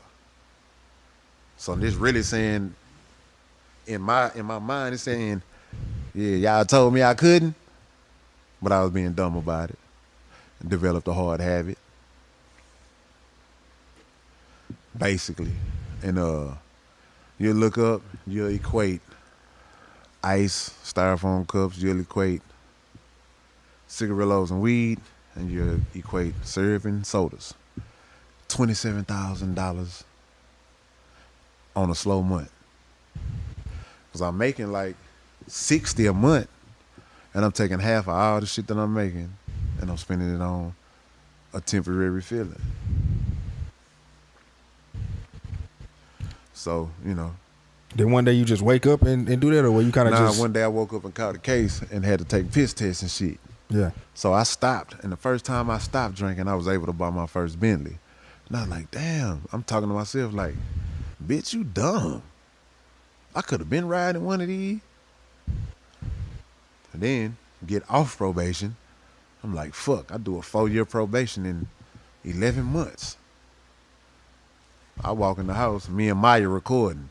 Like this years later, we doing some new songs. She like, oh shit, you off? Congratulations. I'm like, yeah. And the first thing my dumb ass do is go find some drink. Drink again and smoke again and back in the ain't mix. able to keep the Bentley.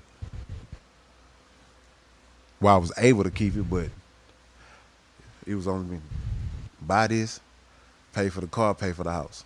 Or it was pay for the car, pay for the house, and don't buy this, or pay for the car, pay for this, and lose the house. You're talking about 30 bands a month. And I ain't want to start doing it on a lower level, so I just, had to make some decisions after that. And I didn't get right again until right at the beginning of drinking and driving. That's when I got financially conscious.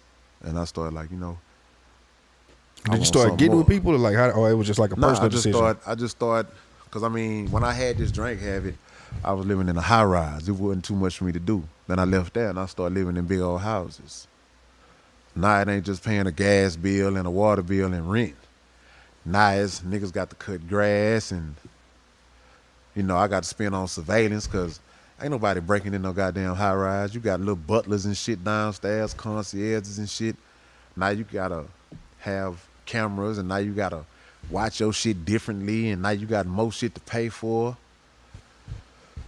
You ain't got a parking garage no more, so now you making sure niggas ain't fucking with your shit, and it's a whole different temperament. Yeah. You got different shit to look at. Yeah. Man, talk about one of my favorite albums, man, is that Crack album, man. Mine too. No shit. I finally got you to say one. Yeah. And it was a favorite album, not because of the album itself, but because of where I was in terms of being hot. At the crack era, my crack era, not to be mistaken with smoking none of that shit, but my crack album era, that was the hottest I ever been. No shit. I did like $1.2 million in shows that year, and I'm only charging like $6,000 a show. Damn. That's how busy I was. Wow. Living in a 3-bedroom regular house in Katy, on the street, no gated community, just ride right up and kick my dough in type shit. I'm sitting in that motherfucker with stacks of money big as my nigga Lil Calvin. And some shit like really 4'9" tall over here with a weak ass couch and a squeak ass bed with $1 million in this bitch. I ain't know what to spend my money on. So what did you start getting with like financial advisors and shit like that? Or? I just started learning from making dumbass bonehead moves. Yeah. When I start sitting back and itemize, I'm like, how the fuck I made $78,000 this month? But it's saying right here, I counted 30. Oh, you threw this much in platinum. You threw this much in V-Live. You tipped this motherfucker $1,000 here for keeping the ice cold. You know what I'm saying? Because this is the cool shit you'll read about in like the, Iceberg Slim books and shit like that. You want to emulate that shit. And me wanting to take care of motherfuckers. I go to Houston's, shout out to my sis Tiffany Cooper, but I go in that motherfucking shit. $500-$600 tip, $800-$900 tip, shit, $1,500 tip on a $300 meal. It's like every other day or every day. So once I slowed that shit down and I started going to eat with just me, I'm still probably doing the same shit, but it's just me, so I ain't got to go and be outlandish, trying to look good in front of motherfuckers who you could never look good to because they hate you anyway. That was a young mentality. But I was really doing the shit to take care of the people who deserved it. But if you with me, like if y'all three are with me when I go do this shit, I gotta look out for y'all too. If I go shopping for me, I don't want y'all in the mall looking like the niggas who holding my bags. Y'all get y'all shit. Nah, bro, I just don't want it to look like I'm y'all boss. So if I came in this bitch and bought $2,000 worth of shoes, I'm finna make y'all get two. I'm finna make you, man, this cool right here. Well, nah, nigga, go get 8 more pair. I don't want 8 more pair. Bitch, you better go get. Cause when you walk out and I got 5 bags and y'all just walking with me, here come the talk. He don't take care of his people. Yeah. And me, I don't really give a fuck. It's just that they'll say it on some retarded shit. Say shit about you in interviews that ain't correct. And I know me. I'm going to see you and be like, hey, man, remember when you said this shit? Let me warm these hoes up before I slap the dog shit out your ass. So I try to make that shit look cool. And I really want to look out for people at the same time. So, that's all it is. Yeah. But now we talking about that crack album though, man. That was one of your favorite ones. Yeah, it was my favorite one because of where I was. Yeah. Wasn't getting a lot of money I was getting $50,000 a record, but I'm doing so many shows and going so many places. I'm sitting in the same studio doing shit with Maya. I'm doing shows with the Ghetto Boys and shit, and I'm flying here. I'm like really in the rap game, so to speak, at that time. So. And you was doing production on that album too, right? Yeah. I was doing all that shit. And I just felt like I belonged. It was before any other beefs really kicked off. So, it was a good time for me. Yeah. And yeah, that other classic freestyle on there, man, that 25 lighters, man. God damn, man. I forgot how long that motherfucker was. But it's like 14 minutes or some shit like that. Yeah. I think by 9. Or maybe I was drunk again. But I just went in there and was like, cause I was listening to Kiki. When that boy came down, this boy say, headed for 3, and you know it's gonna be hard. Yeah. Coming down, I'm making bad on her. I gotta steal this. So I was in that bitch, dun, dun, dun, dun, dun, dun. I just started making the beat. And I started rapping to that motherfucking, there it is. Yeah. Nah, that's a classic. Classic. So what would you say is your favorite album of all time? Well, it's on different levels. Uh, I say my most, in my opinion, my best mixed album is Melts in the Crown. To me, that's my best mixed. Like, I think Mikael Zeeby at the Cold Chamber, he showed his ass mixing that record. My most fun album was Crack. Mm. You know, my most painful album was Life of Joseph. I recognize Most other painful people. because you were going to jail, or? Nah, it was more painful because while I was making that album, I was still fucked up.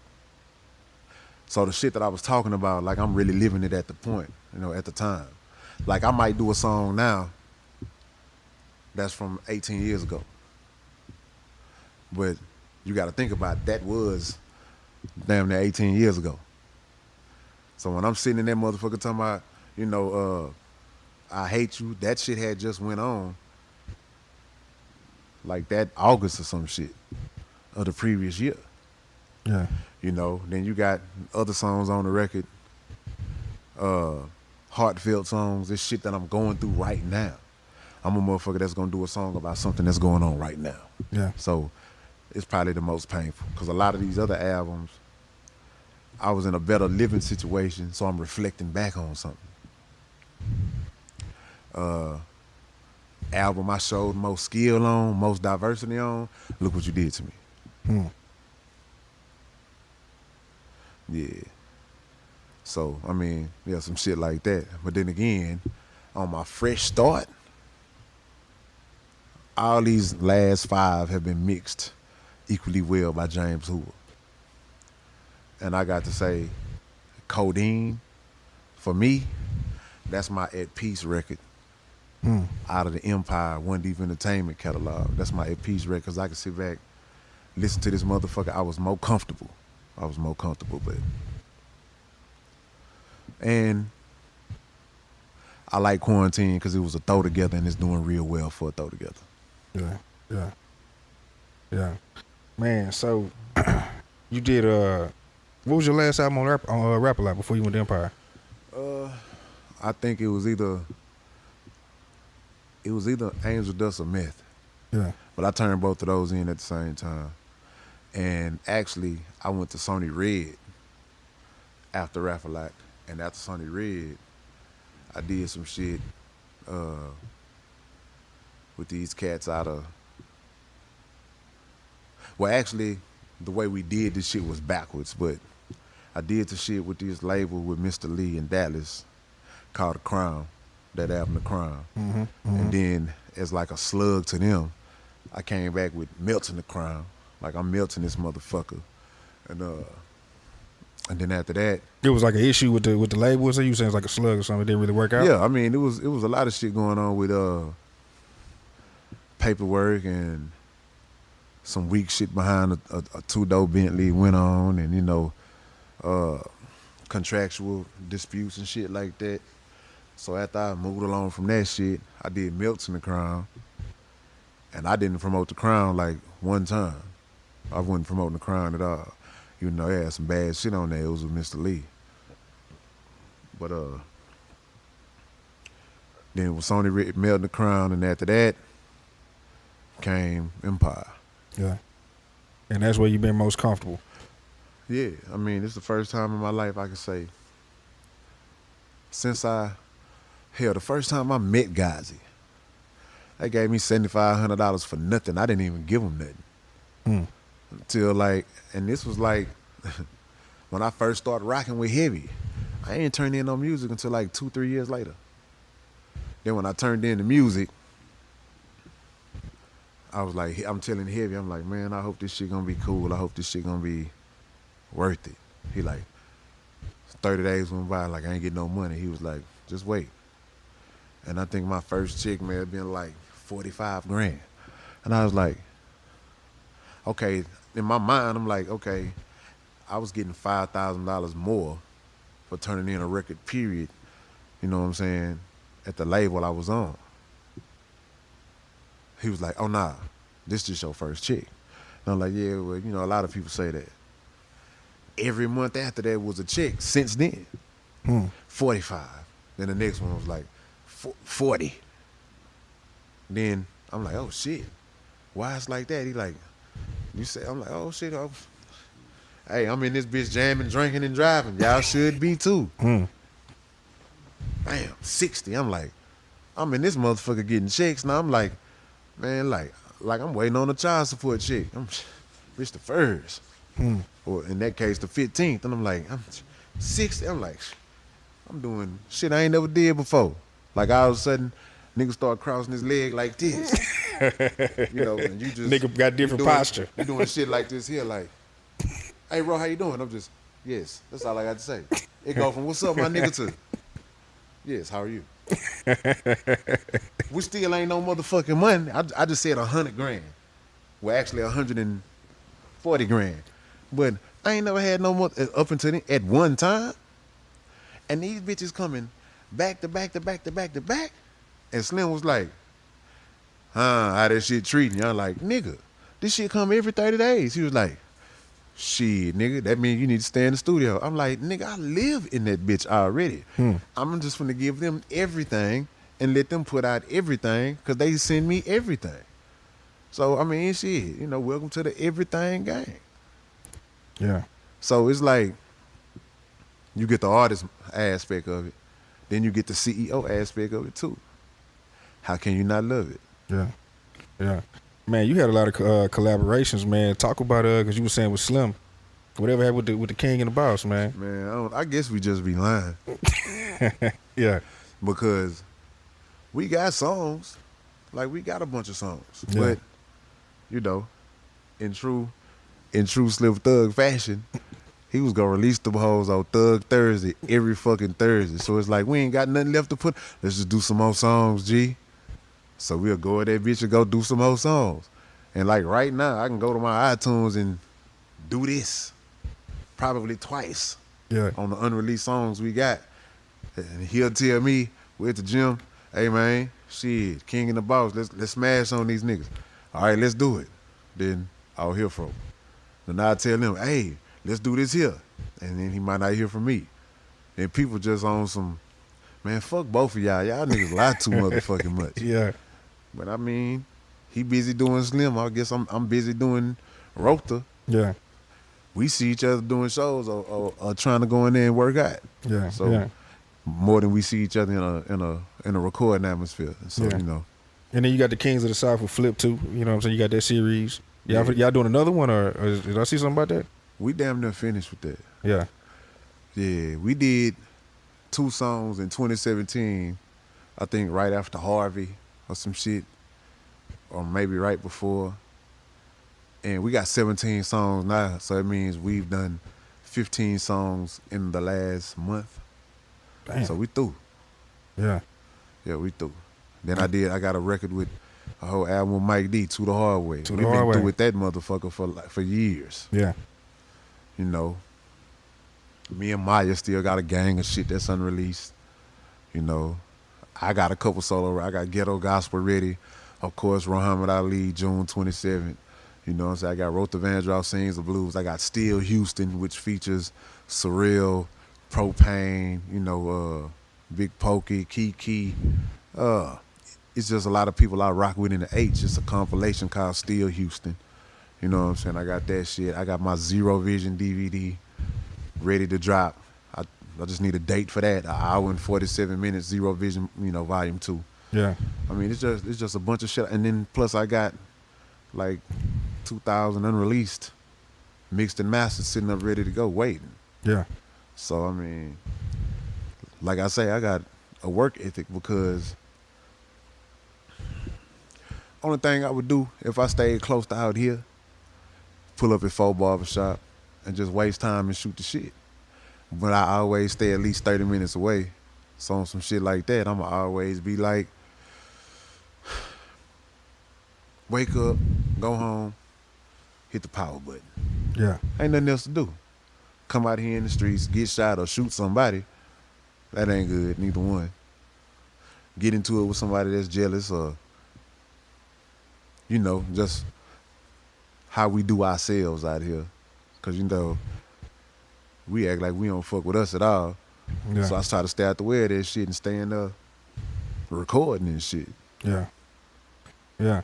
Man, talk about it, because I remember, how did you link up with Daz? I remember you had the Daz collaboration too. Man, I can't even remember how. I just know maybe it was some Southwest wholesale type shit because he was doing a lot of his independent shit out here, you know, on Bingle, on the North. And so was we. Like around at the, trying to see what's up with the Guerilla Maab or going up there with Den Den and, you know, he doing the straight profit thing, getting money and shit from Robert. And we met up over there at Thug Dirt Studio and just started doing some shit. And actually, Eugene Brooks put the play together. Because I think Eugene had some shit with Daz, some type of business venture with Daz. I don't know if it was music or something other, but he was like, man, would you do it? I'm like, hell yeah, nigga from the, Daz nigga from the LB. Like, hell yeah, nigga. You know, I had to do my rock right quick. I had to catch myself because I don't really move like that. But, yeah, you know, I'm like, Daz and this nigga super producer. Yeah. Man, we came in that bitch time and time. I get caught up. My life. I'm like, and then he in that bitch like, cuz going. And I'm one of them type of dudes, I gotta feed off you. Yeah. If you in there, because number one, I don't want you in there. Because if I hear the high note and you laugh at me, I'm gonna be like, bitch, you can get your motherfucking ass up out of here, nigga. That's why I do my shit by myself. You know what I'm saying? So, but he was like, man, this nigga going. This nigga Daz took his shoes. Like, I ain't never been in there. Nigga took off his shoes. He was like, nigga, he lighting up weed barefooted. I'm like, well, I guess he comfortable then. You know what I'm saying? And that shit made me, and so I'm like, I'm rapping my shit. He like, yeah. He started doing my ad libs. And I was like, first I'm like, then I look at him, he really feeling that shit. Then I'm like, okay, shit, now I'm feeling this shit. Then Papa will come in there do the hook. I'm like, okay, I'm feeling this shit too.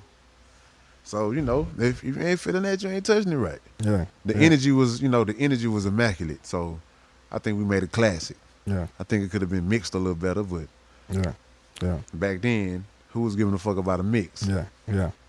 Man, you know, over the years, man, you kind of, you know, the subject matter has changed. You know what I'm saying? Not necessarily changed, but you know, you get a little more happier. Different. Yeah, definitely. You get to singing more. You know what I'm saying?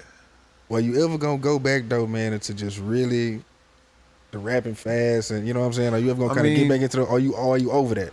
I mean, I really was over that shit when I was doing it, but I do that shit when it calls for it to do that shit. You know what I'm saying? So, and I was doing that shit. See if you can follow me here, as I hit this that I can't say because they're not paying me. But see if you can follow me. It's kind of like a lot of chicks you'll deal with. Once they done with you, they gonna wear a different hairstyle, or they gonna do something different. They ain't gonna never fuck with that shit no more because they through with you. This is some shit that I was doing wholeheartedly, even pre-ABN. This was Guerilla Maab. I was doing that shit on Look What You Did to Me, but who was on the album? The Guerilla Maab niggas. Mm-hmm. So it's kind of like, if I was gonna ever return to that, that mean I would have to return to that also. Because when I get to doing that, I can't help but think about these niggas. So it's kind of like, so if I'm at a place in my life where I'm like, I'm not doing this no more, then I'm not gonna do nothing that's gonna make me feel like thinking about going back to that either. So it's kind of like, if I was gonna return to that, then that mean it was gonna be another Guerilla Maab or another, you know, like the shit that we did on AVN. It's really basically the same shit that we doing now. We just doing it on our own as Zero solo and Trey as a solo. But I mean, the flipping and the going off, that was at the root. And I mean, I can do that shit like no problem. Like, you know, me and Trey actually have a song that I know he ain't gonna say he ain't gonna even say nothing about it. But I carry that motherfucker on my phone to this day. And it's a bad motherfucker that we did right along when we did, what was this shit called? This Fucked Up World? Yeah. With you know, the Outlaw. Mm-hmm. Mm-hmm. And that bitch flipping because I'm back with the nigga that I was doing the flipping with. So it's kind of like if I'm gonna do that shit, I would want to be with the nigga that I feel comfortable with doing this type of shit with. It's kind of like once you do some shit that you holding in dear to you with one dude or one chick, you can't just go, you prostituting yourself if you're doing that shit to me with other people or even by yourself. Cause even doing that more, it's gonna make y'all be like, man, that bitch so jamming, I really wanna hear. And that's when I'll be like, yeah, I can kiss my motherfucking ass. I don't, so I'm just not gonna do that shit. Yeah. Cause nigga get tired. I know he'll probably get tired of that shit. Hey man, when you and Rogan, he probably, man, just like, damn, bitch, I don't fuck with Trey. Like, I'm doing my Trey thing, nigga. Like, support me. Yeah. Yeah. So I mean, cause I mean, then you could take that shit like, oh, y'all niggas trying to say I ain't shit without this nigga. He might take it like you saying the same shit. Oh, I'm not shit without Ro. And a fan might not get to why you being standoffish, because it's like, hey man, if you not rocking with my shit the way I'm presenting it to you, then just don't rock with my shit. But you ain't gonna pull up like this Wendy's and you gonna tell me, hey nigga, I want this way. And like, okay, well nigga, you wanna buy a song from me then. Them hoes cost $6,500. Pay me $65, I do this bitch the way you wanna do it. Other than that, you know, eat the nigga next door dick, nigga, and leave me the fuck alone about it. You know what I'm saying? Because that shit personal to me, like I know it's personal to him. For whatever his reason may be, it might not be my reason. But at the end of the day, we had some shit that we both feel like we can't get back from one another, so leave us alone about the shit. You know, that's when Pimp couldn't put together. Because, I mean, he ain't put me and Slim back together. He just, like, shout out to Slim, he was growner than I at a younger age than me. I was stuck on some nigga, if we don't see eye to eye, fuck you, nigga, it's war. And it's like, I went this way, and there go Trey. There's going to be an issue. I go this way, somebody else I got a problem with, it's going to be an issue. I see Slim, I'm like, God damn. I'm at Hawk Wake on some shit like, I'm glad I brought my pistol. Like, you know, who bringing a motherfucking pistol to a wake? I'm gonna tell you who. A nigga who feel like don't nobody fuck with him. A nigga who get lied on all the time because I don't fuck with a lot of people. People will make up reasons as to why I don't fuck with them. And if I told you why I didn't fuck with certain people, it might make you look, because I have a voice. I have a following. There's some people out there that'll rest on anything I say. So if I leave this motherfucker and be like, hey man, I ain't gonna lie, that interview was cool, but I think this nigga, you know, just anything like, hey man, this, you know, this nigga Donnie Houston, you know what I'm saying? This nigga take booty shots or something. Just some stupid shit. Somebody gonna be like, man, you heard what Cuz said? Man, fuck this nigga, big booty ass nigga Donnie Houston. You feel me? Yeah. It's people that's gonna live and die off of what we say. So I wouldn't dare get out here and tell a motherfucker why me and Trey ain't rocking, because that shit might damage him. And I don't know what his shit is, but I don't have no malicious intent for nobody. Yeah. Y'all still keep that respect for each other, you know what I'm saying? I don't know what the fuck he keep. I don't care what he keep. I'm a grown up. You know what I'm saying? I can walk in a room with a nigga that I'm not cool with at all. I just don't see you. I don't give a fuck about that you're in this room. And if you walk in this room when I'm in this room, I'm not finna leave. You don't threaten me like that. I don't feel no threats from nobody. And at the same time, I'm not giving off no threats. But I walk in the motherfucking room, you know, motherfucker may leave, whoever I got a problem with. Because they'll be on that, Rogue on trip. Okay, tell me a time when I tripped out. Because all the shit that motherfuckers say about me, I dare a motherfucker to tell me, or I encourage a motherfucker to be like, when I came in and I did this shit that people, certain people say that I do. And a motherfucker can't tell you nothing. It's always, oh man, well I heard, if I cussed out a motherfucker, yes, you deserved it. My worst thing is, shit, I don't take pictures with motherfuckers all the time. I'm not no motherfucking face model. You know? But at the same time, too, like I told you, I'm walking around on some regular me shit. I'm not walking around like I'm rolling. You know, I might be doing I'm buying some weed from somebody. Hey, bro, what's up? Nigga, you just snitched on me. You know what I'm saying? Or if I'm talking to you, nigga, what? Hey, man, I ain't mean to interrupt, but yet you did. What the fuck do you want? That's what you gonna do as a regular nigga, right? Am I not a regular nigga? I'm just not walking around like, yeah, man, I'm wrote the Van Dross. I'm that nigga that be going high and I can go low. You know what I'm saying? I can fuck a bitch real good on a song and then turn right around and beat the shit out of a nigga and praise the Lord at the same time. I ain't walking around like that. I'm wake up, I'm like you. Man, who got the fire weed? You know what I'm saying? I want to go get me a shot of Maker's Mark. You know what I'm saying? I want to go to the crib. Oh, The Last Dance coming on. I want to watch The Last Dance and smoke weed and drink and eat some live shit. I don't want to do no. That's why I'm not all over Instagram doing all that rich nigga rap shit. Because I could do it. But that's not who I am. That shit is, that's me, but that's my uniform. I'm just Joseph McVeigh the fourth. You know what I'm saying? So it's 3 more other of them niggas, but I'm the 4th one. And I just want to get some money and chill. So, you know, my bad to people that may have believed the stigmata, but I mean, you actually do have people that really live the life they talk about in their song, and it might fuck with them. It might fuck with them. And I mean, I was one of those people that was unfortunate enough for my music to fuck with me, or I guess instead of, you know, life imitating art, it was art imitating life. So 9 times out of 10, I was walking around. I had motherfuckers ask me for my autograph that was in better shape than me. You feel me?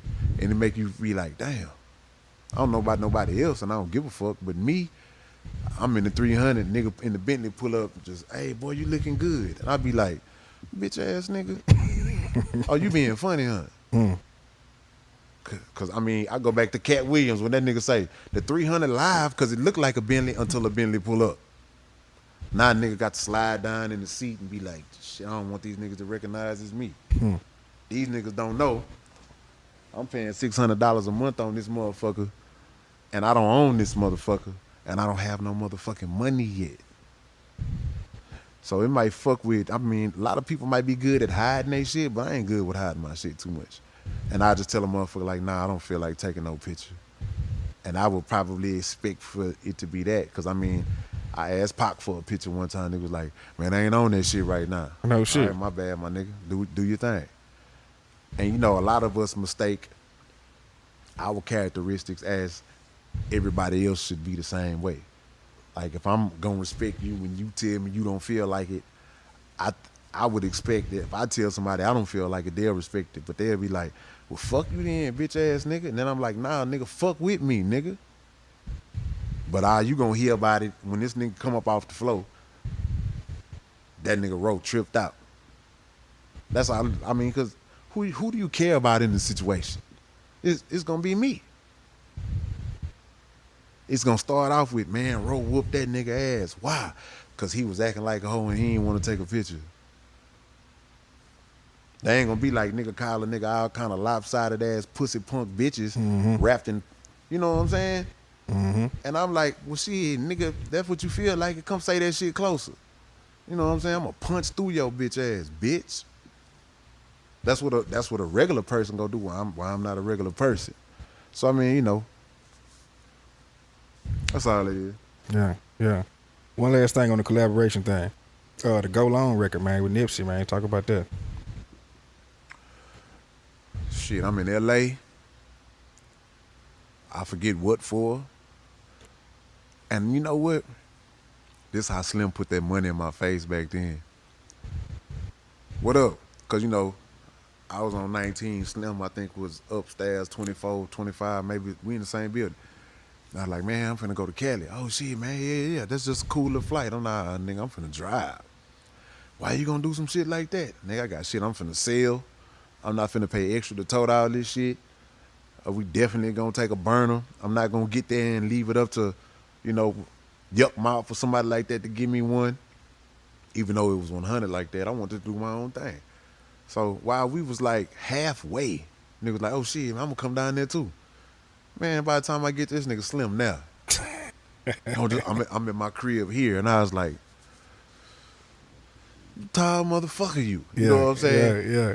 Like, hey man, come over here, man. We at the studio doing this and doing that. So I go fuck with him. I think at the studio Jazz Prince had up there. We just kick it over there for a little while, and then we go over there. And then like a lot of my Hoover homies was like, "Say, cuz you ain't supposed to be over there." You know what I'm saying? You know you supposed to be over here. You grooving. I'm like, I feel y'all, but nigga, I fuck with Nipsey. I gotta take the chance on whatever gonna happen because I'm finna do a song with Nipsey Hussle. Yeah, yeah. And it was the same thing. Everybody was relaxing, drinking drinks, smoking weed. That shit ain't even start till they was like, hey, bro, you already know. He was like, hey, cuz, you already know, cuz. I know what time it is, cuz. You finna do this motherfucking hook and we gonna fall in, homie. And Oh, shit. I was like, okay. Da-da-da-da-da. I was like, then I had got into it with a nigga out there and I was like, man, what's this bitch ass nigga just go long and get the fuck away from me? If you ain't a real nigga, get the fuck away from me. Another word go. And bitch nigga, I start getting funky in that bitch. Bitch nigga go, pussy nigga going on. Whole nigga go. I'm in that bitch, I'm tripping. And I look up, boy, Nipsey over there, I hadn't seen nigga do this shit. We was on this hill. Mm-hmm. That nigga Nipsey start saying, if you ain't a real, I like, oh, this nigga double time. I like, who yo? And that's how that shit started. And Slim came right in. It's the same old thug. Man, we was jamming. We was tuned in, like we was jamming. That's when that say, man, we need to do the King and the Boss. We need to do the King and the Boss. Cause nigga was like, they were looking at us like, nigga, y'all like the new UGK. Not planning it, just getting it. Cause I mean, Pimp and Bun used to get to the studio and just like it Mike Dean High. Shit, what you feel like? That last verse on Get Throwed, them niggas like wasn't even in the same, you know what I'm saying? Nigga just back to back, another classic verse. And that's how me and Slim was doing that shit. But I mean, that shit was dope because I was meeting Nipsey. I got a chance to do a dope ass classic with him, and he put it on his shit. So I mean, and that shit was cool. And I left right from out of there and went to go fuck with Yuck Mouth and all them. So I mean, shit was dope, man. Yeah, yeah. That's what it is. Man, talk about y'all got any more records? That was the only one y'all did with Nipsey. Nah, that was the only one. That was the only one. Yeah, that was the only one. Yeah. Who was in your top 5? You had your top 5 rappers all time. My top 5 rappers, I haven't really had no top 5 because I don't believe in that. I don't believe in that because how do you rate different people that's doing shit a different way? You know, with everybody being dope in their own right, I don't feel like it's fair to be like, well, you gonna judge Fat Pat off of what Fat Pat used to do. See, you brought it where I was already finna go next, but go ahead. Because him and Kiki was doing the same shit, but they wasn't though. You know what I'm saying? Like Pat was gonna sing a whole lot more. You know what I'm saying? Kiki was gonna talk about the slab a whole lot more and do that shit efficiently and effectively. You know what I'm saying? You got Mike D. This nigga Mike D was gonna specialize in talking about fucking your bitch and selling some motherfucking work. That was him. Mo was gonna talk about drink. Big Pokey, I'm on the stone hard. You know, he gonna talk about Yellowstone. Me, I'm gonna talk about, nigga, I'm broke as fuck and I'm tired of this shit. Everybody was dope in their own right. So out of all these motherfuckers, who could you say, because I like them all for a different reason. I don't like Jadakiss for the same reason I like the nigga, the battle rapper Mook. You know what I'm saying? They might rap the same, but then they really don't. Your temperament is somewhere else than mine. So we both might make beats, but shit, I can't really say that you better than Solo or Solo is better than Harvey Love because I'ma like what I'ma like from all y'all, and I can't say that you harder than them. You know what I'm saying? Because I like you for the shit that you did. The only way I can say some shit like that to make sense is if I did a song, and then you turn around and you did the same song. Now I can be like, oh, okay, well, shit, I'm better than you. Yeah. Or you know what? You executed this better than me. You better than me. I feel like everybody is in their top 5 in their own right somewhere. Because I think that rating people shit is hating. I think that shit is hating. Because I mean, there's no way.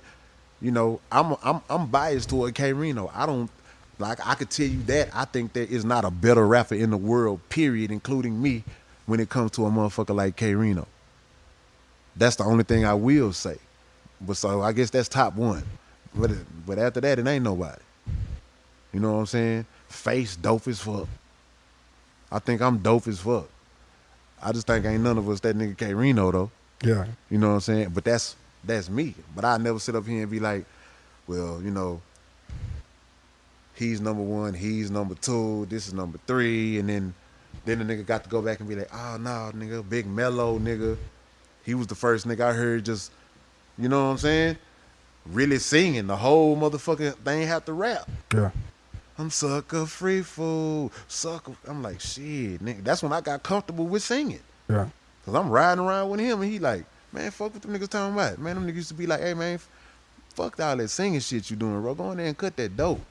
You do that shit with ease, nigga. Slice, nigga. Fuck all this too many niggas trying to take out. We know, nigga. Shut up and just do that. So I'm like, you know, I just think everybody dope in their own right. So I never make a list. You know what I'm saying? Like even down to the newer cats. Like, you know, the Sauce. You know what I'm saying? They dope. The way that they're dope. Propane is dope the way he is dope. You know what I'm saying? I couldn't sit up and be like, yeah, nigga, you got Young Martez, and then you got, you know, this nigga, and then you got Kirko, and then you. I'm like, nah, nigga, you got Houston. And then they try to separate us and be like, you know, OG Houston and New. Nah, nigga, it's Houston. You know what I'm saying? And I feel what a lot of people try to do, but I'm just like, everybody dope. I don't have relationships with everybody. And a lot of them people don't have relationships with each other. But I just feel like that's just disrespectful to try to rate somebody. Yeah. So what? So you ain't really. So you feel the same way about the whole "Who's a Freestyle King" thing? There, you ain't really get involved in that I don't feel conversation shit about it. I don't care. Yeah. Like, what has it paid anybody? Who made some money off of that shit? And the crazy part is, when you think about it, when you have these versus battles, it's cool. See, like, I'm gonna tell you, the one that I liked was Erica and Jill. They sitting in this motherfucker shouting each other out. That wasn't no verses. That was, hey, me and my girl on here. They saying shit like, damn, bitch, I wish I would have wrote that. We going at each other throat, though. So all the people that's gonna vote for me, like, say if it was me and Chameleon there, we going out against each other. We instituting division now. Like a post I seen, some Houston magazine did some shit and said something about who was better, Kevin Gates or Zero. And I was like, hey man, this shit gay. This shit gay in the motherfucker, because all you finna do is make all this nigga fans look at me a certain type of way and make all my fans stop doing this hook ass shit. You know what I'm saying? Like, he a boss, I'm a boss, we doing what we gotta do to feed our families. You know what I'm saying? So when you sit up there and you look at all of, and then I'm looking at all the votes. And like, it was a couple of motherfuckers was like, well, you know, Gates got better beats than Roe. You know what I'm saying? But Roe go harder. So now, you, so to speak, you making a motherfucker choose somebody. You know what I'm saying? And I'm looking at the shit because all the shit on there was like, I'd say 90% of this shit was, man, Roe shitting on Gates. There's some niggas is like, man, fuck Gates. And I'm like, this shit here fraud in the motherfucker. Because you instituting division when it shouldn't be none. And then you'll never know. It might come a time for me and a certain artist to do a song, and motherfucker don't want to even fuck with me because they going to remember some shit like that. You know what I'm saying? Like, man, I ain't trying to be on no Rodney King shit, but goddamn no. Come together like a bra strap in the back at some time. Yeah, yeah. You know what I'm saying? Like, nah, man. That, and I look at it like, the shit'll get kind of serious because you got it. It's meant to be for fun, but you got some people that's gonna get on there and they gonna really show and explain to you why I am the way that I am. Some shit that's friendly. You gonna have some, oh man, fuck that nigga, he ain't shit, he can't do this. You can't act like you don't see the comments because them hoes rolling. Or you could be like Boosie and just, I don't give a fuck, bitch. I'm just trying to bring a bitch in to twerk. I don't give a fuck what y'all saying. You know what I'm saying? But you own this motherfucker. You going against somebody that's supposed to be your boy. But now the messy shit starting in the comments. You know what I'm saying? Oh, fuck that nigga, bro. Whole ass nigga ain't shit. Or like say if it was me and Kiki or something, like, you know, yeah, man, Ro ain't, you know, he don't talk about cars that much. Fuck that nigga. He on this old sad ass depressed shit. Then the motherfucker might be like, well, man, you know, fuck Key. He ain't talking about, like. And just bring a whole negative element into the thing, yeah. The whole shit is negative to me because it's never started with malicious intent. But the people that's watching, you got so much love for this one that you'll disrespect this one. That's why I don't get into all of those who is better and who is all that, because I want to have that shit peaceful if I see you somewhere. You know what I'm saying? I don't want you to be fucked up with me because all these niggas said, I think Ro better than you. Cause I'ma tell the person that's telling that to somebody, like, hey, don't say that shit no more. Like I said on the Kevin Gates post, we are both bosses trying to do whatever we gotta do to feed our families. That's it, period. So I don't get in all that shit. You know what I'm saying? I say there is no freestyle king. All them niggas can freestyle. All them niggas are multi-talented. All them niggas deserve to do what they doing. Period. Yeah. That's what it is, man. Shit, man, we've been at it for a while. You got anything you want to say, clear, before we get up out of here, man? This shit been live as hell. Man, June 27th, Muhammad Ali. I'm trying to keep that shit on memorable dates. Like, say this one was November 16th. We all know what date that was. Right. And then, and it was also, my nigga Shano came home. Then June 27th, of course. You know, Screw Tape. June 27th, go pick that motherfucker up.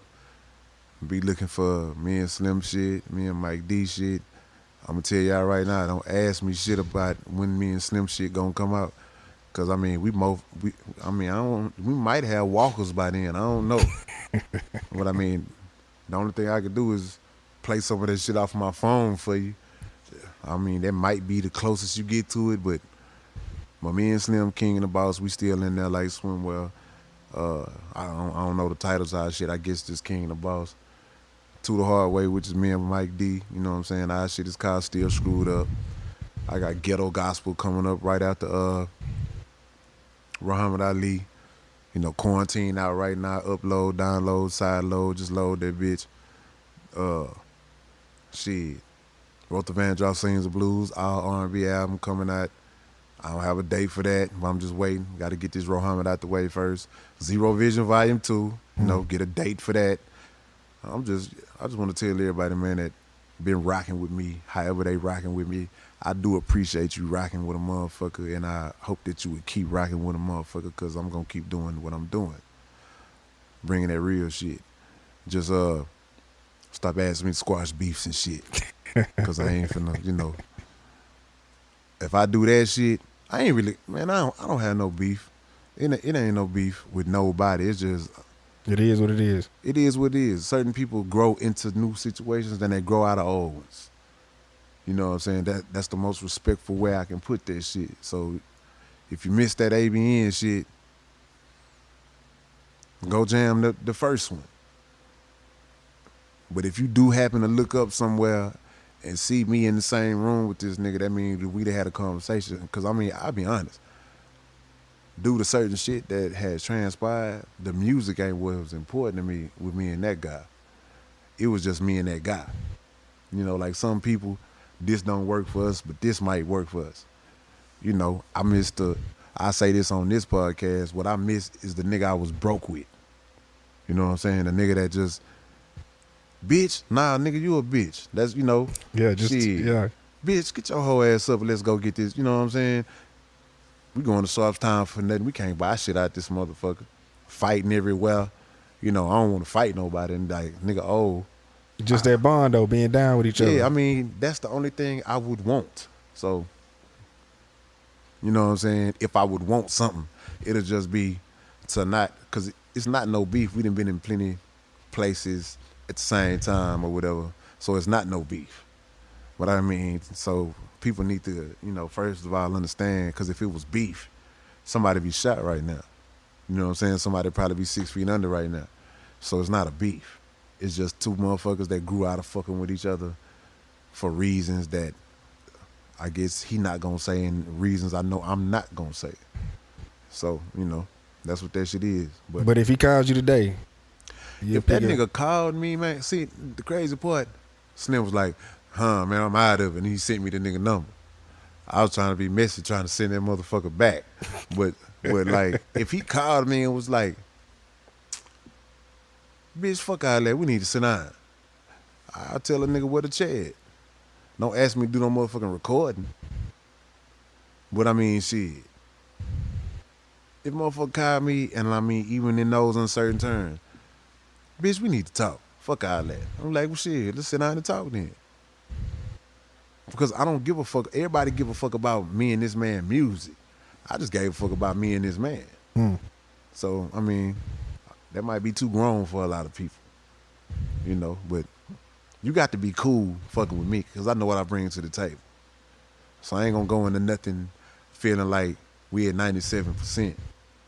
You know, and I don't want to come in, if I got a problem with you, that don't mean, like with me and Slim, we squashed the shit, but I mean, me and Slim wasn't just close, like we closer now. It wasn't so much tied into it. It was just he say, she say type shit. It was the bitch. It was the bitch. Okay. You know what I'm saying? She started the shit and told him some shit, and he said some shit, and then she came and told me some shit, and, you know, I said some shit, and that's how that shit started. We didn't even see each other one time during this shit. He did an interview. I did an interview. Then next time I see this nigga, it's big homie got killed. And he was the bigger man. It was like, fuck all that, man. Big homie wanted us to put our beef in the ground with him. So let's do that shit. And then from that, Associates was born. We left that motherfucker. I forget if it was that night or if it was that week, but it was definitely soon after. We went to the studio and we did Associates. Yeah. So, yeah. I don't have no beef with nobody. It's just shit, you know. It's just motherfuckers ain't seeing eye to eye on some shit. Yeah. Man, okay, so is it anything, 2 last questions. Is it anything that you want to do that you haven't done, whether it's a collaboration, whether it's some type of achievement, personal achievement, or anything you ain't done yet in this game, or in life in general? I mean, I went through a period of time where I wanted to do collabs with a lot of bigger artists, but it didn't happen because of that stigmata or some shit being said about me. So I'm over that shit now. I'd rather just do my own shit. Like, I kind of adopted the Slim Thug mentality. Like, Slim, you know, he gonna be pro Houston. He gonna be like, you know, I can go and go get the big names, but I was rather put niggas from my hood or niggas from my city on my shit, you know, new niggas, and give them an opportunity on my platform and do shit like that. Me, I wanted to get with other major artists just to prove that I'm supposed to be there. I still wanted to do shit with everybody else, but I wanted to go in and get an opportunity to steal your fans. I want an opportunity to steal his fans. I want her fans too. You know what I'm saying? Because I do this shit. I'm not doing this shit just because I can. I'm doing this shit because I think I'm goddamn good at it. And for those people that do feel like saying top 5, how do you know that I can't hang with somebody that's in your top 5 if I gonna get an opportunity to get on a song with them?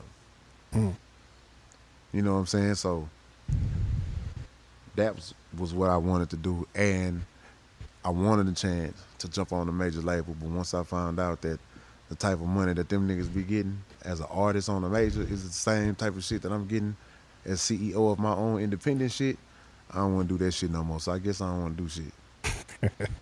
Yeah. So, all right, well, when it's all said and done, what you want to be remembered for? I don't give a fuck. You don't give a I fuck. don't give a fuck if I'm remembered or not. Hmm. Because I'm not going to be here to see if I'm remembered. Hmm. You know what I'm saying?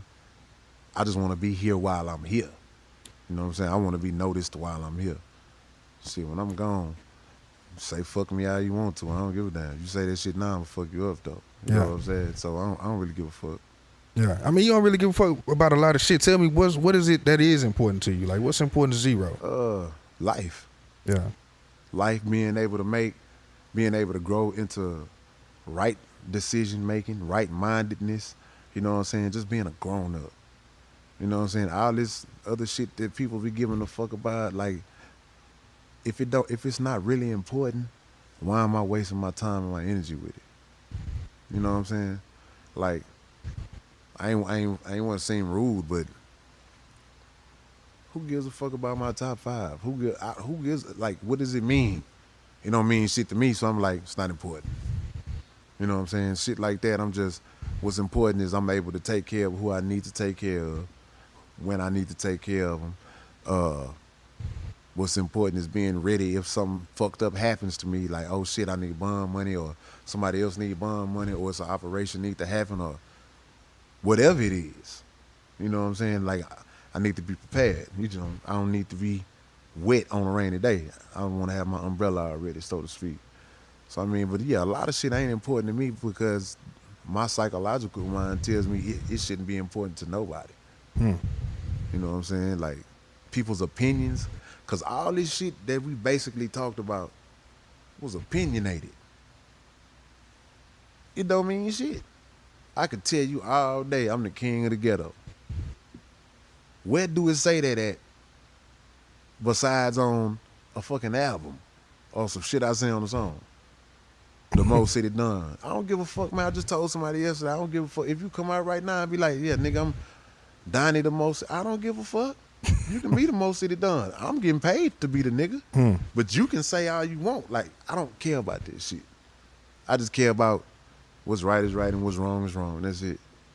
And I care about making some cool music, and I care about staying in business that's mine and staying out of everybody else shit. You know what I'm saying? I don't hesitate to say it, man. I'm just grown. Yeah. I'm just grown. And I want a whole lot of not fucking with me type shit. Yeah. The same not fucking with I give other people. You know, I just want people to know I'm a person. You know what I'm saying? That's it. I'm just a person. That's So that's it, really. And it ain't that I don't really just. Well, yeah, it is. I don't give a fuck. It is. I don't give a fuck. It's just shit. Just don't be important to me. Yeah. Like, if a nigga talking about, hey, let's do this song, obviously that's important. If a nigga calling me, hey man, you heard what such and such said about it, I don't give a shit. You know what I'm saying? Like, the negative shit, because that's all shit be is negative. You know what I'm saying? Unlike you asking me about, you know, my discography, like the chronology of my career. That's cool. But you know, when a nigga get into like, well, hey man, well, why such and such don't like such and such? I'm like, that ain't y'all motherfucking business. Yeah. You know what I'm saying? Like, some people just private. I'm just a private person. And the way I look at a lot of shit is just like, man, if the shit ain't necessary, then I don't want to be involved with it.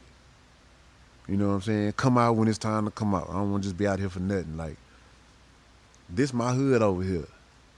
But I wasn't going to be over here right now if I ain't have to be here. You know what I'm saying? Like Pac said, man, my every move is a calculated, you know what I'm saying? It's calculated. So I'm just trying to be calculated, man, you know? Yeah. I'm just trying to let the light shine the best way that I can, man. That's it. Without being, you know, ignorant and shit. And I don't like to impose my behalves on a whole lot of people. A lot of motherfuckers don't even know what that mean. But you might not be the same type of person I am. So I don't want to come around and try to force my shit on you. Like, this shit used to be funny. We used to ride around and smoke, Trey on smoke. So the whole car fucked up. You look in the rear view, this nigga whole head out the window. Cause man, y'all niggas tripping with this bullshit. I can't breathe. That's just cause, you know, he on some, y'all shouldn't smoke, and we on some you Yeah, should. but y'all were imposing that on him at the time. We imposing that on him. Yeah, yeah. Just like he imposing Being sober. being sober. And we Yeah. like, nigga, that shit boring. We don't want to be that. Yeah, You know what I'm saying? Like, but I mean, when I stay to myself, I don't have moments where I'm like, because I sit back in the room full of motherfuckers and be like, watch somebody do something, and I can't really just hold it. I be like, hey, excuse me, that was the dumbest shit I ever seen in my mother. What possessed your dumb ass to do this bullshit here? You fool ass nigga, you. But then I'm wrong. yeah, I feel like I'm wrong for letting your slip hang. No, yeah, yeah. like nigga, what if another like-minded motherfucker like you gonna lose a job because of this type of shit?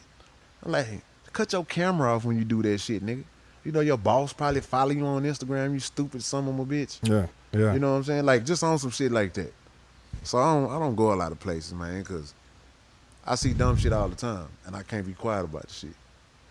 So I be quiet about the shit and I go right about it. Yeah, You know what I'm saying? That's all. That's Yeah. why this nigga career been 22 years long.